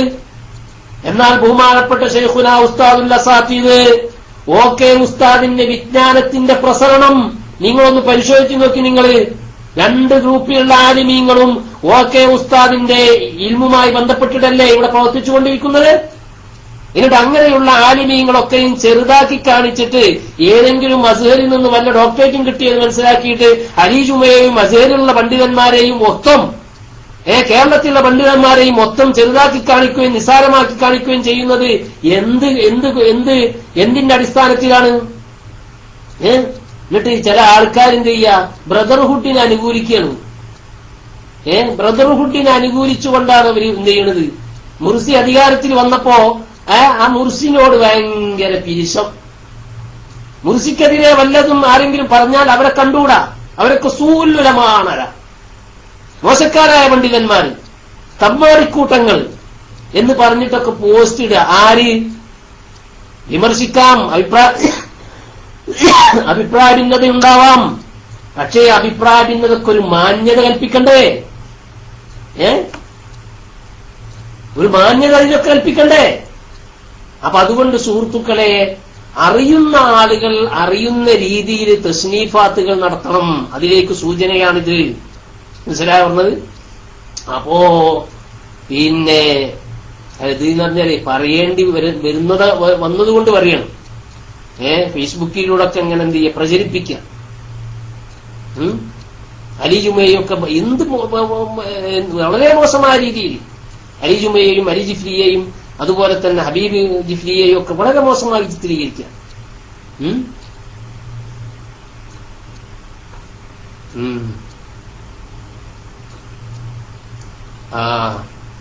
അപ്പോ സഹോദരന്മാരെ നോക്കട്ടെ. അപ്പോ എമ്പകി എന്ത് വേണം? മഹാനായ ഇമാം നബി റഹ്മത്തുള്ളാഹി അലൈഹി പറയുന്നുണ്ട്, തസ്നീഫ് കൊണ്ട് എന്ത് ചെയ്യണം? ജോലിയാവണം. മനസ്സിലായോ? വേറെ തിരീസൊക്കെ ഉള്ള ആളുകളാവുമ്പോ ചിലപ്പോ അവർക്ക് അതിനൊന്നും കഴിയണമെന്നില്ല. അപ്പൊ നമ്മളെ നാട്ടിലൊക്കെ എന്തെങ്കിലും പ്രഗത്ഭരായ പണ്ഡിതന്മാരുണ്ടായിട്ടുണ്ട്. അവരൊക്കെ തസ്നീഫാത്തുകൾ വളരെ കുറവാണ്. കണ്ണിയത്ത് ഉസ്താദ് ആരാ? ഈ തസ്നീഫാത്തൊക്കെ നടത്തിയ ആളുകളെക്കാൾ തഹ്ഖീഖാത്തും ഉലൂമുകളുള്ള ആളല്ലേ? കണ്ണിയത്ത് ഉസ്താദിന്റെ തസ്നീഫുകൾ എത്രയുള്ളത്? ശംസുൽ ഇ കെ അബൂബക്കർ മുസ്ലിം തസ്നീഫ് എത്രയുള്ളത്? അതേ പ്രകാരം തന്നെ ഓക്കെ ഉസ്താദിന് തസ്നീഫാത്തുകൾ എത്രയുള്ളത്? വളരെ ചുരുക്കല്ലേ? പക്ഷേ അവര് അതിനേക്കാൾ വലിയ സംഭാവന സമൂഹത്തിൽ ചെയ്തിട്ടുണ്ട്. അങ്ങനെ താലിമീങ്ങളെ ഇരുത്തിയിട്ടാണ് 4 ഗ്രന്ഥാരെങ്കിലും എഴുതി വേറെ പണിയുന്നില്ല അങ്ങനെ തെക്കും വടക്കും നടക്കുമ്പോൾ വേറെ പണിയൊന്നുമില്ലാതെ തെക്കും വടക്കും നടക്കുന്ന ആൾക്കാർക്ക് ചിലപ്പോൾ അതിന് നേരം കിട്ടി തരും. അങ്ങനെ നേരം കിട്ടുന്ന ആൾക്കാർ നടത്തിക്കോട്ടെ, എഴുതിക്കോട്ടെ, എഴുതട്ടെ, സമൂഹത്തിന് ഉപകാരം കിട്ടട്ടെ. അതും ഖൈറ് തന്നെയാണ്. പക്ഷേ അങ്ങനെ ചെയ്യുന്നതോടുകൂടെ തന്നെ മറ്റുള്ള ആലിമീങ്ങളെ ചെറുതായി കാണുകയും അവരൊക്കെയും സൂല്ലുലമാണെന്നും ഞാൻ സത്യം പറയുന്ന ആളാണെന്നും എനിക്കതൊന്നും പേടിയില്ല എന്ന് പറഞ്ഞിട്ട് ചില ആളുകളൊക്കെ വലിയ വീമ്പർക്കുണ്ട്. അപ്പൊ അത് ശരിയല്ല എന്ന് പറഞ്ഞതാണ് ഞാൻ. നമ്മളെപ്പോഴും ചെറുതാവണം.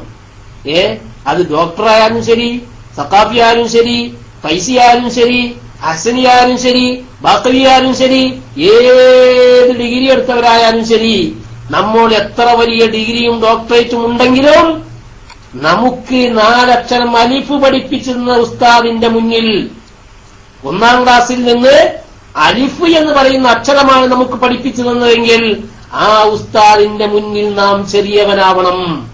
മനസ്സിലായ? കാരണം എന്താ? ഈ അലിഫുമ്മ കെട്ടിപ്പടുത്താ ബാക്കിയൊക്കെ. ഈ അലിഫില്ലെങ്കിൽ എനിക്ക് ഇതൊന്നും ഉണ്ടാവില്ല.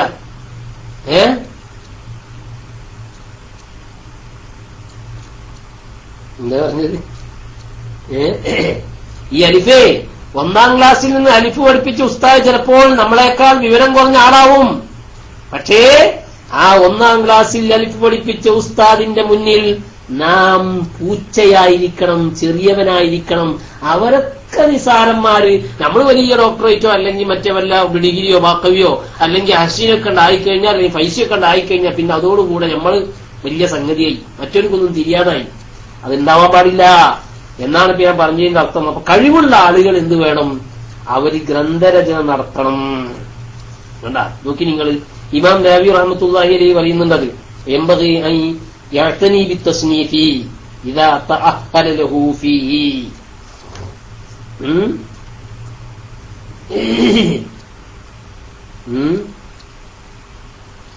അങ്ങനെ നടത്തുമ്പോൾ എന്തുണ്ടാവും? ലിഅന്നഹു യൽതറുഹു ഇലാ കസറത്തി തഫ്തീശി വൽ മുതാലഅത്തി വത്തഹ്ഖീഖി വൽ മുറാജഅത്തി വൽ ഇസ്തിലാഇ ഇലാ മുഖ്തലിഫി കലാമിൽ അയിമ്മത്തി. കണ്ടാ, അങ്ങനെ ഒരാൾ തസ്നീഫ് നടത്തുമ്പോൾ പല ഭാഗങ്ങളും ചിന്തിക്കേണ്ടതുണ്ട്.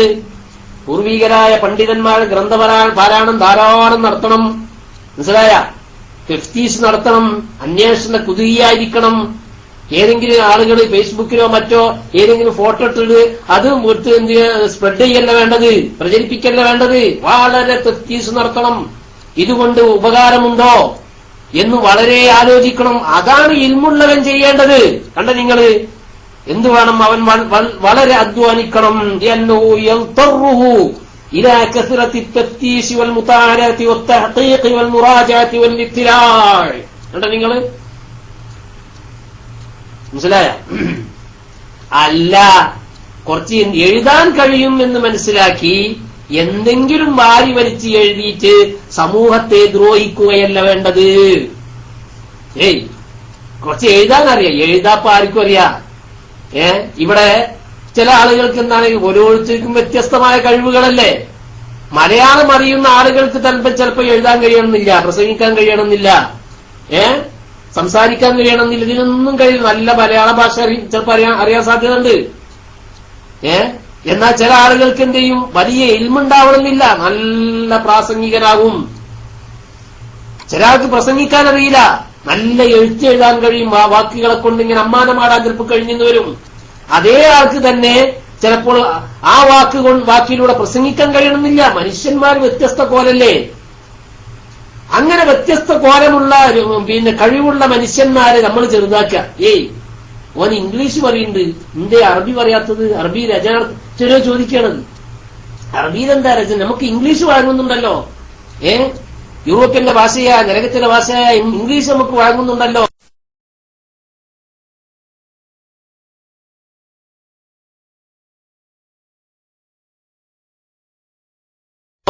എന്റെ അറബിയിൽ രചന നടത്താത്തത്? ഇങ്ങനെയൊക്കെ കഴിയണമെന്നില്ല.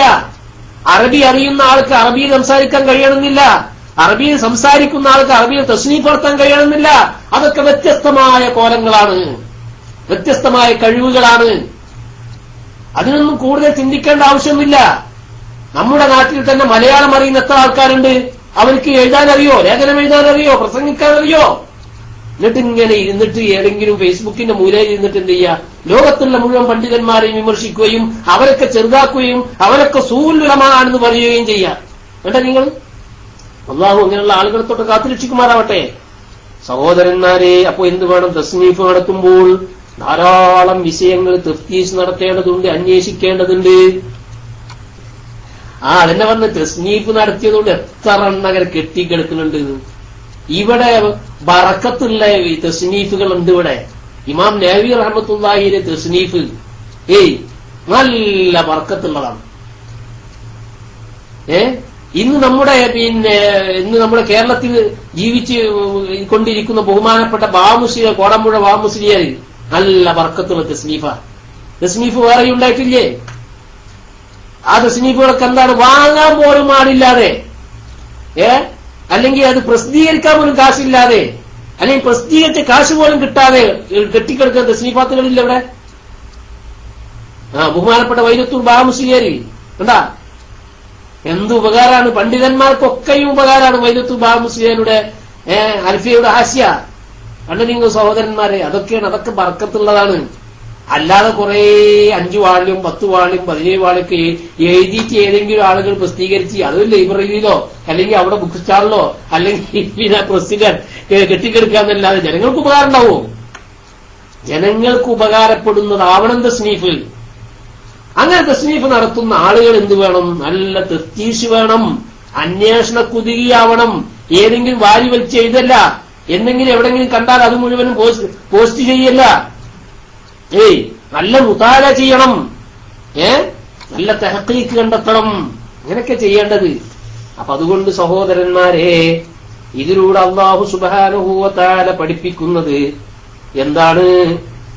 ഫഇന്നഹു യുഅല്ലിമുക ബിലാ വാസിതത്തിൻ വഇൻ കാന ഉമ്മിയൻ ലാ തഖറ വലാ തക്തുബ്.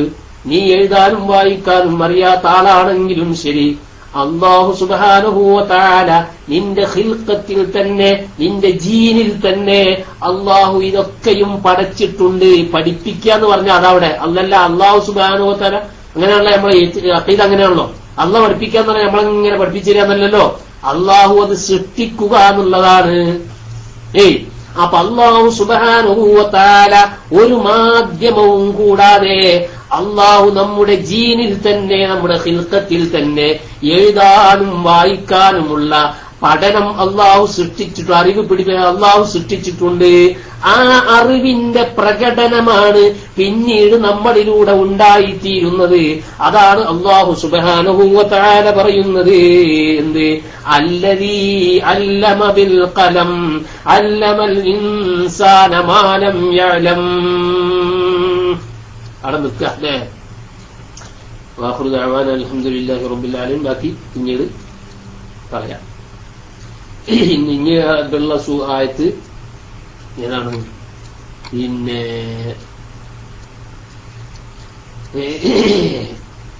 അതിന്റെ അവതരണ പാശ്ചാത്തലം വേറെയാണ്. അല്ലാഹു സുബ്ഹാനഹു വ തആല നമ്മൾ പറഞ്ഞതും കേട്ടതും ഒക്കെ അല്ലാഹു സ്വാലിഹായ അമലായി നമ്മളിന്ന് കബൂൽ ചെയ്യുമാറാവട്ടെ. എന്തെങ്കിലുമൊക്കെ പോരായ്മ ഇവനതൊക്കെ വന്നിട്ട് അല്ലാഹു വിജയിച്ചു തരുമാറാവട്ടെ എന്ന് പ്രാർത്ഥിച്ചുകൊണ്ട് ഇൻഷാ അല്ലാഹ് ഖുർആൻ ക്ലാസിന് വേണ്ടി ഞാൻ മൈക്ക് വിടുന്നു. ഏറിപ്പോയെങ്കിൽ നിങ്ങൾക്ക് ക്ഷമിക്കുക എന്നറിയിക്കുന്നു. അസ്സലാമു അലൈക്കും വറഹ്മത്തുള്ളാഹി വബറകാതുഹു.